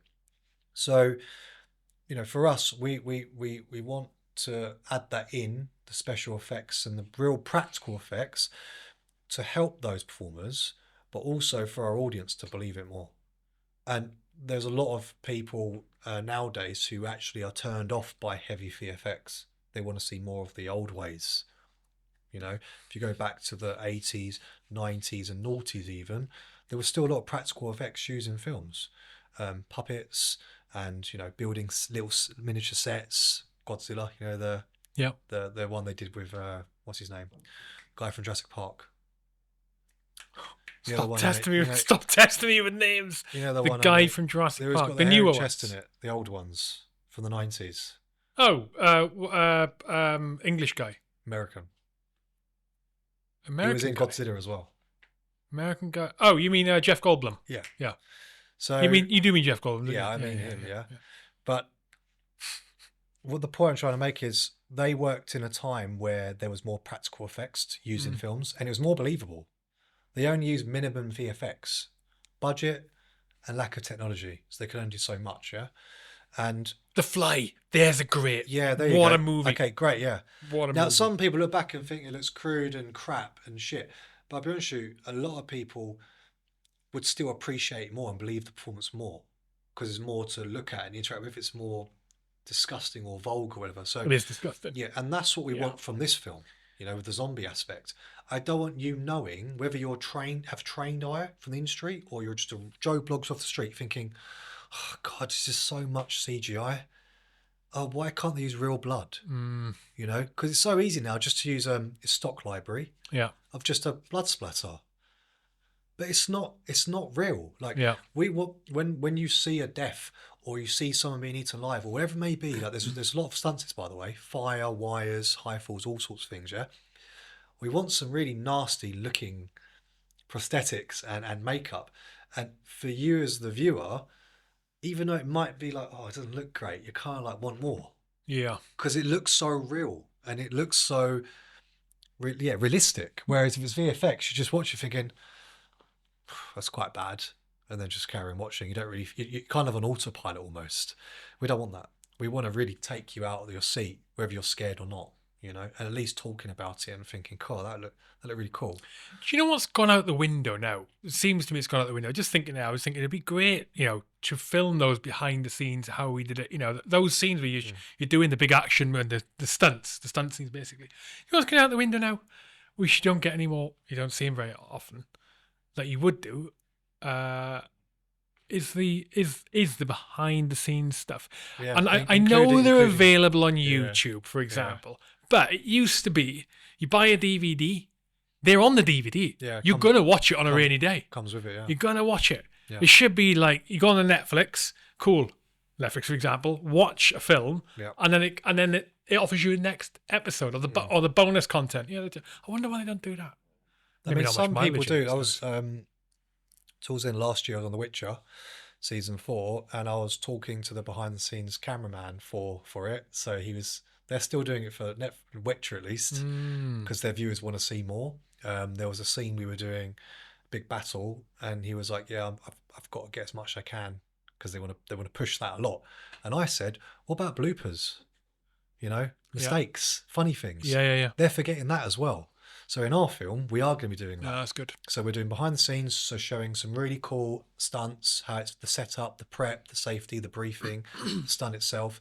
We're also going to try and capture those natural moments of bloopers where things go wrong and things are funny and silly and embarrassing, because it's like another depth of the whole production. You kind of warm to it. And again, I'd say to people who are interested in filmmaking or even be involved in TV and film in the future, you can learn a lot from behind the scenes.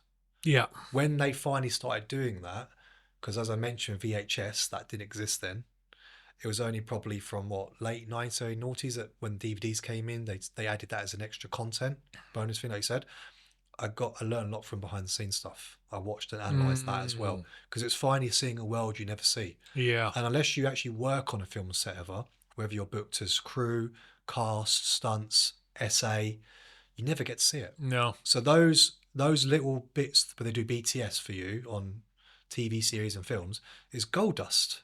It may be heavily edited and they don't show you too much, but it's more than you'll see ever, and you can learn from it. And for our viewers, and obviously for people who want to back us and invest and support us with our filmmaking process, we're always going to offer that, you know, with the BTS and bloopers. Yeah, because it's cool. Yeah, I said you can learn from it. It is cool, and again, I think it encourages like emotional buy-in from the viewer. You know, I think someone who's who watches a movie or watches a production of any sort, and also gets to see some behind the scenes content. They get to see the actors out of character. They get to see how something was really done. What's clever. You know, I think they're more likely to respond positively more positively to the production than someone who didn't see that stuff, Or someone who's not necessarily a fan of that genre can get a level of respect they might have had prior. Because I had people watch my first film and say, I don't like action films. And I'm not generalizing. It wasn't just because they're a woman or a man. Some people don't like action and fighting and death and gore, you know? And a lot of people who watched it who aren't fans of that, and they said, as a story and characters and the plot, they liked it. They still didn't like the parts they don't normally like to watch, but they can at least entertain it. And you know you've done something good there, because when you can kind of change someone's views on a genre they're not normally into, and they think it's a good stand. If I take away the stuff I don't like, and just watch it for what it is, and respect and like it, we've done a good job. Yeah. And luckily we did that with Jekyll and Hyde. I'm hoping to do the same thing here. There may be a bit more standoffish of it. And again, there's an element of age. We only have an adult market, so it's still limited to that. But yeah, who knows? That in the future we can do maybe comedy and maybe some family-related genres where it's more family-friendly, but still have some action. So I'm already thinking about, when I mention action and family aspect, Jingle All the Way. Yeah, I was exactly the same films in my head when you mentioned it. Last Action Hero. Last Action Hero. Yeah. Yeah. So these two films, if anyone doesn't know, Arnold Schwarzenegger, obviously cheesy as hell. Kindergarten Cops. Kindergarten Cops. Cheesy as hell, but damn are they funny. Yeah. And there's action in there. And it's okay for, I can't remember if they're all PG, but they're not 18. They're not R-rated. So we could still tell funny stories there with action, and comedy. Yeah. I have got a bunch of questions here from the patrons who are watching this live streaming. I want to start on these. Okay, sure, because got a bunch of them, and they've been getting submitted since we started this conversation. So we're going to go back a couple of topics, but it'll pull us back onto films, right? Cool. All right. So the first one is what makes a director great? Who's the best director you've worked with? Two parts to that question. 2 parts. What makes you a good director? What makes a director What makes great? a director great? I think they have a vision. Obviously, how they see their story coming to life. But when they're so in their head, they can't take any influence from anyone else beneath them, because we have what's called a first AD in the industry, which is the assistant to the director. If they can't work with that person, they will not be a good director. Because again, when we mentioned about obviously how you work with people and being autocratic and not dismissive, I believe that makes them a good director. And I saw that in House of Dragon last year, not last year, year before, season 3, with the first AD and the director working very well together. And I heard a few things, they were like, disagreeing with each other, but ultimately they have a shared vision and they want to help each other and support each other. And the first AD wants to support the director's vision. But he gave him great feedback and advice and ideas, and he accepted it. And actually, when they then implemented that into our scene from what we were doing prior, I then observed and thought, this is a lot better. But it could have been, no, I want it this way and this way only. Don't talk to me. Let me do it. And they could just keep saying, go again, go again, go again. Yeah. You remember, these people are humans, so they have to also care about you. Yeah. Yeah. Ridley Scott is a good example of someone who doesn't care about anyone but himself. Oh, really? Yeah. How do you know that? I know people who know him personally, yeah. I know people work with him personally. On Gladiator, yeah, bad things happened. Yeah. Dangerous things happened. And the welfare was not there for people working for him, whatever level they were. That's not a good director. When a director is taking risks for his vision, as opposed to the safety and well-being, happiness of everyone who works for them, that's not a good director. So yeah. The best director I said was that one on House of Dragon. Yeah. On the second unit for the stunts, not the dialogue director. Different ones. Well, I was on. So I mentioned the first and last production, which is Slow Horses, and the director changed after season 1 to season 2. I was on. Yeah, it's not uncommon. Took part in season 1 and season 2. Season 1 was a guy called James Horse, and unbeknown to me, it was a great atmosphere to work on. I thought it was great, and I was just an extra. Right? I didn't know anything different, but it was great. to work on. You know, he interacted with us really well. For the military of us, if it was a military scene, he would come. I was one of maybe 2 or 3 of us there. Military.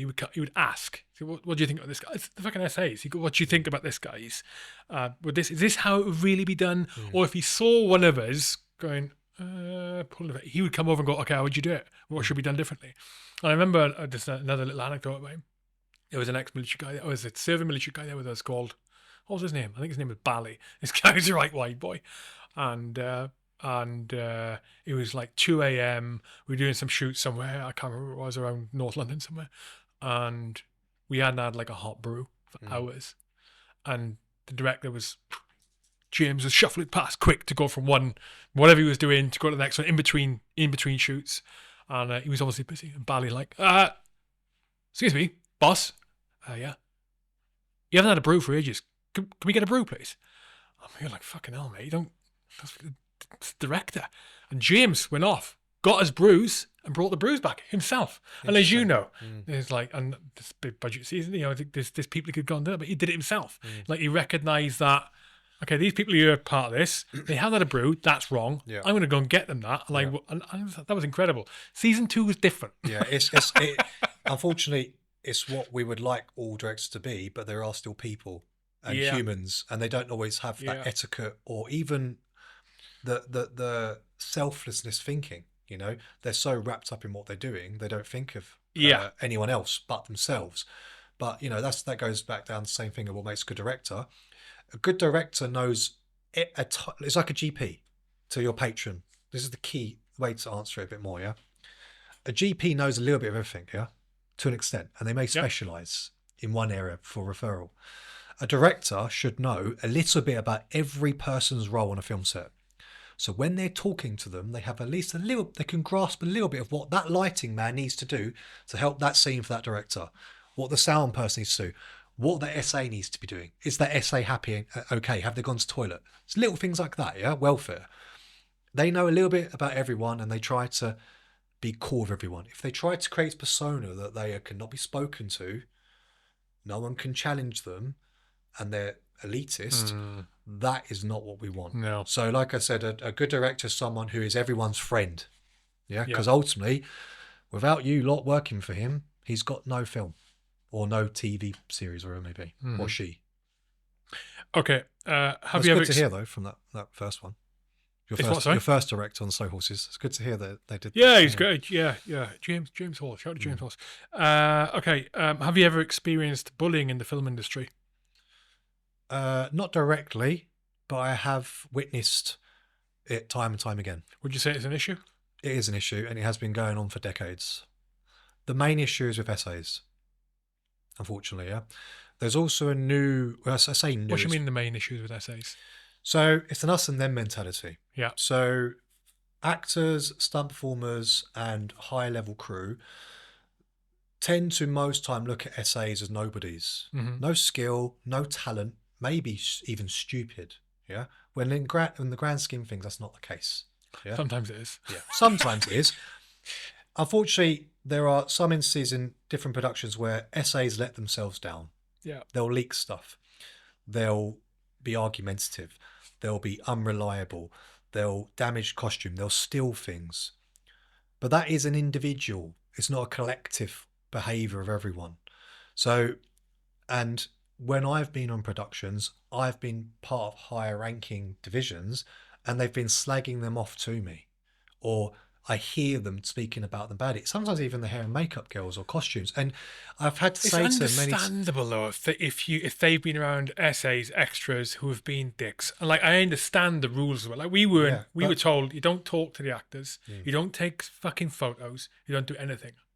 And only later on I realised why. Because if you're fucking sat in a car or sat in an area with an actor who's preparing for a scene, you don't want some bum who's there just for the day to get 80 quid, getting a phone out and snapping a selfie or distracting them. Or distract because they don't, for that reason. They don't understand there's a preparation to your scene, right? However, not everyone's not that naive. Some of these essays are seasoned ones. They've been doing it for years. If anything, they take it as a profession. Yeah, there are some more senior ones that I'm aware of. and they get like tarnished with the same brush, and they get kind of left to it. Long periods of time with no food or drink. Sometimes they won't let them go to the toilet saying you're needed, but they don't need them. They're just messing them around, the runners, or ADs. Or just talking to them like shit. And some of these people, remember, they're not all young, naive students who want to make a quick buck. They're adults. They have their own other jobs, or perhaps they're retired. That person who's retired may have once been a very senior person in their industry. Very intelligent, very experienced, well-travelled, wherever they may be, yeah? Or even if they're not, if they're just a normal person, they still deserve the respect and same principles as actors and stunt performers. However, that doesn't occur. And sometimes you hear these speeches on set where they're like, oh, everyone matters and we care about all of you, but it's just a load of bullshit. They really don't. I get it. The reality is they're more of a risk to production than the people who are there full time. They are. But when they create this taboo that because you're an SA, you are more likely to do it, sometimes people's attitudes will fine, well, I'll do it then. You know, when they say you can't have your phone and they take the phone from them, this is the highest level of discrimination. They confiscate phones from everyone, so all SAs, but no one else. So if you're a tradesman who comes onto Pinewood to do some building work, it's right for you to have your phone, and I've seen it. They've taken some photos, a few videos here. Yeah, they're potential leaks, aren't they? They're potential snitches. They jeopardise the production, but because they're external, it's okay. Yeah. Yes, we know a principal actor or a stunt person is not going to leak stuff, but they forget one thing. An actor and stunt performer can very easily have their phone hacked or lose it, and that sensitive information get leaked. A prime example of not from production aspects of privacy, but still from a famous person, Jennifer Lawrence. You must know of her. Yeah, someone hacked into her iCloud and leaked loads of naked photos of her from her personal iCloud account. Many years of naked photos she sent to her boyfriends. Oh, great photos to look at. She's gorgeous, yeah. But can you see that those actors and stunt performers or whoever else they've got their phones on them, they're just at risk of someone hacking into their phone or finding their phone or stealing their phone and getting information as an SA who's got that on their phone as well.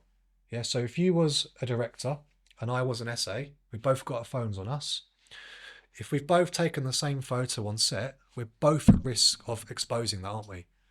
Maybe not of our own accord. Yeah. So that's the argument there for discrimination. They don't look at SAs as responsible adults.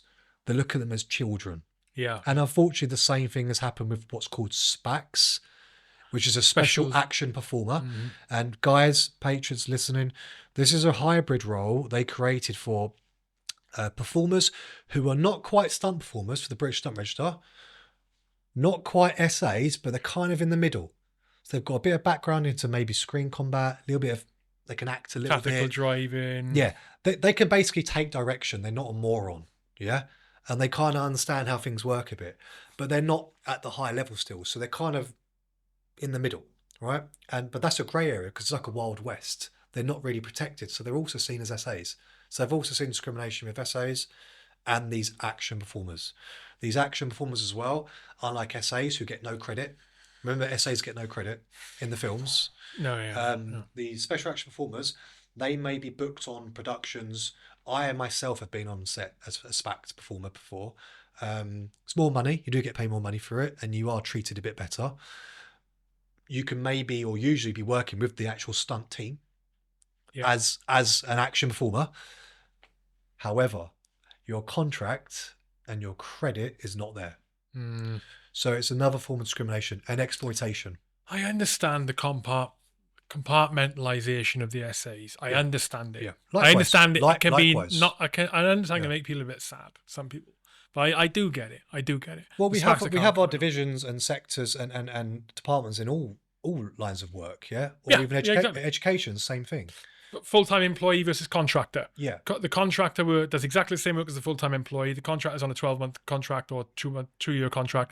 The full-time employee on a full-time employee contract. The contractor has less, for example, security privileges, then has less health privileges, has less pension privileges than the other person does. Yeah. You know, there's reasons for it. Yeah. But that undermines a pool of people who, for whatever reason, haven't been able to get to that higher ranking. Maybe they're trying to get better. They're doing acting classes or they're training as a stunt performer, and they're kind of still hovering in that low level, and they're being messed around all the time. It's one of those things. That's fucking life, man. It is life. That's the journey to the top. It's not life, easy. But when you've got an industry saying they're trying to push for equality and diversity and whatnot, they're still treating the people that they need at the very bottom. Because I know they populate scenes now with CGI characters, but they still heavily use SAs to make settings and scenes look real. If the personal interactions with SAs, if you are personally interacting with them in a way that is piece of shit dirt, then there is no place for that. Yeah, and unfortunately, with the utmost respect. That is still occurring. And I'm glad I haven't experienced that. Yeah, I think you're lucky.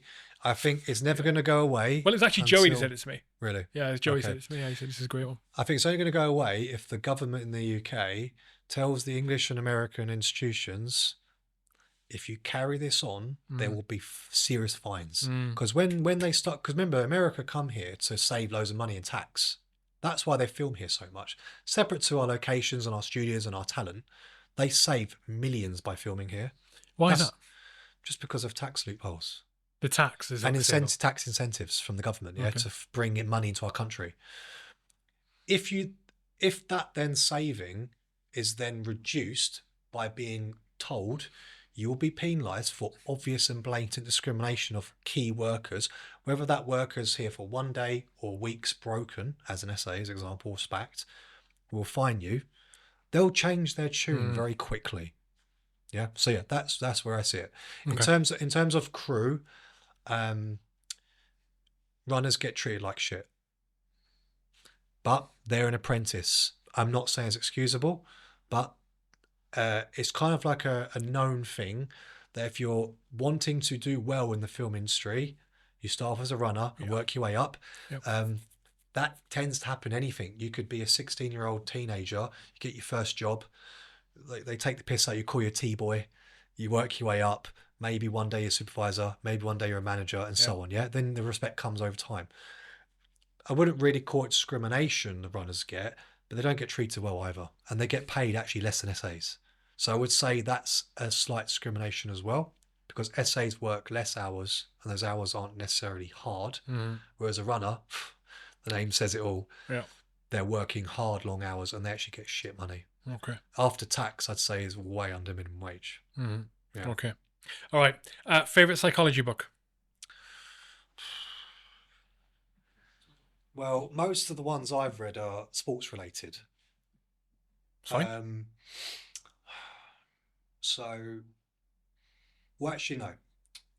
Okay, it's kind of sports related, but there's a book called Atomic Habits.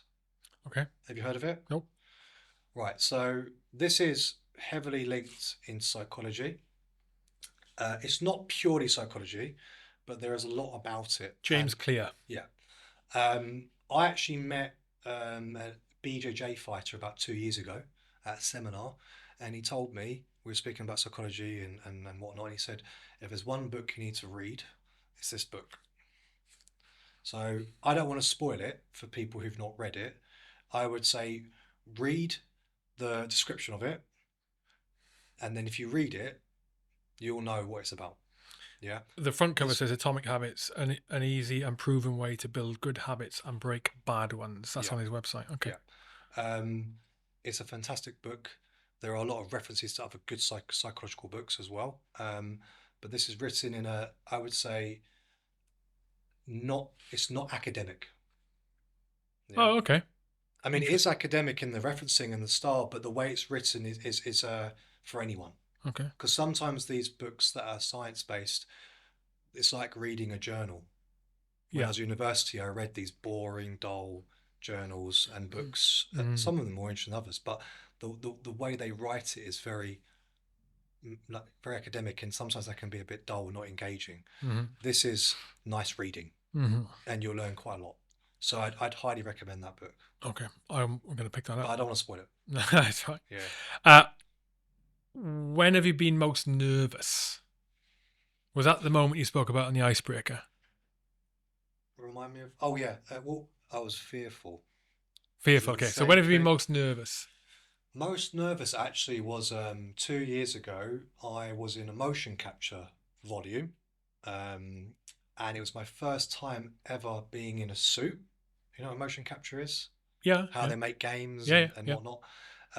First time in a suit, in a volume, and had What do all you the. mean in a volume? It's called a volume. So it's like a large room with cameras and markings And down. detects your movements through the set. Okay, Yeah, right. like Tron almost. Yeah. Yeah. There's nothing to interact with, is there? No. There's no real objects really. So they call it the volume. Okay. That's a space, yeah. And I'd rehearsed this monologue for weeks. They'd given us options to rehearse because we were filming it to camera. And even though I'd rehearsed this monologue to the point I was literally just driving and I was just speaking out loud. I just knew every word without making a mistake. And I was so confident with the character.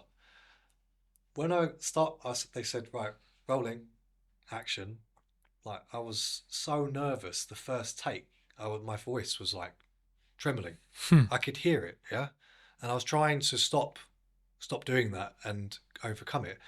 And I got to the point saying, look, can I stop? Because for some reason I felt more nervous doing that than I did singing songs to how many children was it?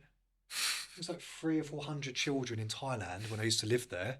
I used to be a teacher in Thailand for 2 years nearly, and I used to have to every morning sing songs with them as an assembly Yeah. outside in the boiling heat. Wasn't nervous to do that at all, but in this setting with less than 15 people, it was like I'd never performed in my life. Really? Ever. I'd never acted, never remembered a monologue. But I think it was the setting Yeah. because it was so alien. You know, this room here, for example, there's things for me to interact with. There's a plant behind you, there's a TV, there's all this tech table, there's clothing. I can kind of click my mind into different mindset, but there was nothing. And it was so raw and so quiet and still. I could hear my voice echoing. Imagine there's nothing there. Yeah, yeah, yeah. There's no softness. It's so Yeah. dry and Yeah. cold and almost medical like, yeah, clinical. And I was so nervous. I was like messing up my lines and looked like an amateur. And I was like, what the hell's wrong with me? I Yeah. couldn't believe it. And they were like, are you okay? I said, yeah, just give me a moment. I just need to overcome my nerves. But then every performer, you've probably heard this or read it at some time in your life, singers, musicians, actors, dancers, whatever they be, they all say they get scared and nervous every time they go on stage or they perform. Stand-up comedians as well. It's always in there a little bit. But I've never had it so strong where it actually was trembling as I was speaking my lines. Like, you know, that fight or flight feeling? Yeah. I was really nervous. Really? Like, I was like, what the hell's wrong with me? I know these people as well. They're not strangers. I mean, a couple of them are new, like the guy filming and sound girl I'd not met. But I was thinking, but I performed in more people than this. So, yeah, that I'd probably say is the most nervous from a performance perspective. Yeah. Yeah. Yeah, I can imagine. Yeah. What advice would you give someone who wanted to be a film writer or director? Luckily, nowadays, there is so much online you can access.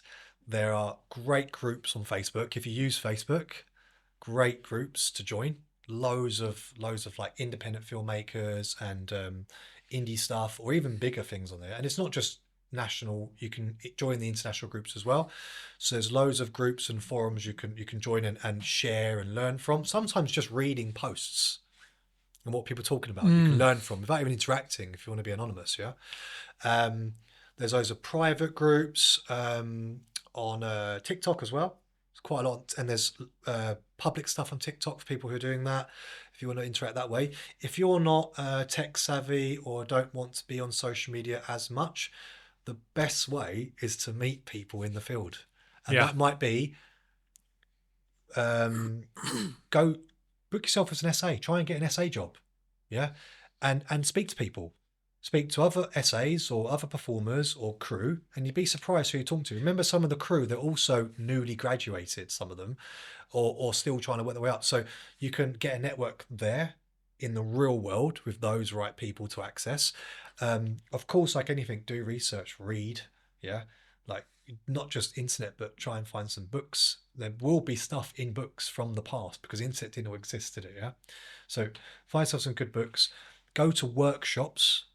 You know, I met my network at the moment, separate for filming. Some of the best people I've met, and now having my network and work with or will work with, have met on workshops, whatever type of workshop may be.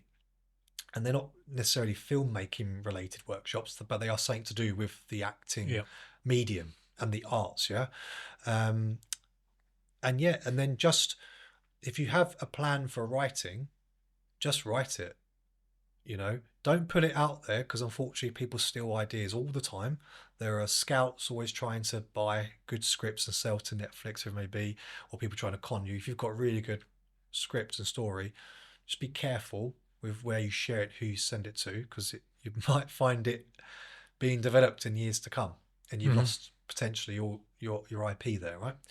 But there's no harm in, like I said, join these groups and forums and communities. Reddit is also very good, but I think Facebook is very, very helpful there. And then outreach to people. You know, like if you come across someone like myself, message them on social media, email them. You have to communicate, really, and you have to go out there and look for it. But if you obviously are interested in the filmmaking process and writing, get yourself out there, meet people. Yeah. If you're an introvert and you don't want to do it physically to start, speak online. You know, I've done both. Even now, what we're doing is just helping to give inspiration and ideas to those filmmakers to listen to podcasts as well, or watch podcasts that may be linked to that genre of or area of interest you have. Just anything you can really think of to help you outreach to people, and then you'd be surprised. Yeah, it's quite an easier process nowadays than it used to be. Good advice. Yeah. What have we not covered that you wanted to cover, and how do people follow what you're doing and when your releases are? Yeah, so Dead Zero will be filming mid-Feb and wrap in May. It will not be available to view in the public for a while because of the film festival stipulations. However, like we mentioned, if people want to see my first film, Jekyll and Hyde, I will give you a private link that you can share, and they can watch it and then give me feedback. You can find me on Instagram personally as Lee AD Artist, one full word. Jekyll and Hyde has its own Instagram page. Oh, cool. Just touch Jekyll and Hyde, and the same thing for Dead Zero. Dead Zero, we're obviously regularly pushing fresh content. Are you saying Jekyll and Hyde or Jekyll? Jekyll. Spell it? Jackal. Oh, Jekyll and Hyde. Jekyll, okay, yeah. Okay, right, yeah. Jekyll and Hyde. Okay, yeah. But you can find them both on Instagram and TikTok. But Instagram is obviously more regular content on there because we're doing all the pre-stuff, so you can follow all the behind the scenes, the rehearsal, the prep, the locations. And again, you know, contact me on there. Happy to talk to people. You know, if they want to get involved, that's the other thing I didn't mention. For the horror fans that think, I'd like to really see it in the real world, we're sending experience days, so you can be a zombie. You mentioned this, yeah. So you can be a zombie for the day. Like obviously we have a fee for that. This will be on set. On set, yeah. For in your production, in the film, yeah. Because obviously we have a few people that showed an interest that I really want to be a zombie, but I'm not an actor. I'm like, fine, we'll get you in full makeup, prosthetics, costume. You'll be fed for the day, and then we will direct you in certain scenes where you're required to play a zombie. So there's no lines, no stunts, but you will be a zombie in whatever you're doing. So you've got that as an opportunity if you're interested. What area of the UK is this? Hertfordshire. And Hemel Hempstead area. Hertfordshire. Yeah. And then if you're interested in being a filmmaker from a AD runner perspective, like you want to go behind the scenes and work with the crew, maybe you're interested in being a gaffer or a sound guy or a camera operator, or maybe one day a director yourself. We will have an experience day as well there for you where you can shadow them. That's amazing. Yeah, so that's cool. How come you started that then? Sorry? Why have you decided to do that? Because on the first film, with Jekyll and Hyde, we had a lot of people saying, I'd really like to be involved, but I'm not an actor, or I'm not confident to do that, or I don't think that's for me. So from this second film, I thought, how can I get other people involved who are interested? And also they can meet the team and build their own network and make some new friends. I thought, let's do this to try and help other people get involved from different aspects. As a fan, if you're a horror fan, to be a zombie, or if you have that real interest in being crew, there's no better experience than actually being on set with real working life experience. Yeah, that's amazing. You can read as many books you like or go to college, but when you're doing it, it's a different story. So how do people inquire about those experience days? So they can just message me on the Instagram pages. Perfect. I'll also give you my email, my personal email for the production company. So if people want to email me instead, they can have that email as well. Okay. If they don't use social media, for example. Yeah. Cool. Yeah. Sounds. So yeah. Been a pleasure, mate. I didn't think we were going to do that long on TV and film. I'm not complaining. I love the topic. And I learned a lot. It's cool to hear what you're doing. And Dead Zero sounds good. Yeah. I'm looking forward to seeing it. Hopefully this year, maybe not too much longer. Well, it's the second film in a whole universe we're building. So yeah, after this will be fantasy or science fiction. Then we go into other areas. So, but there's always a common theme with action. So yeah, so I kind of want to be seen as in the future as a director and producer as the action guy. Yeah. Well, good luck with it, mate. Thank you. Thank you very much. Goodbye, patrons. All done. Live link is going off.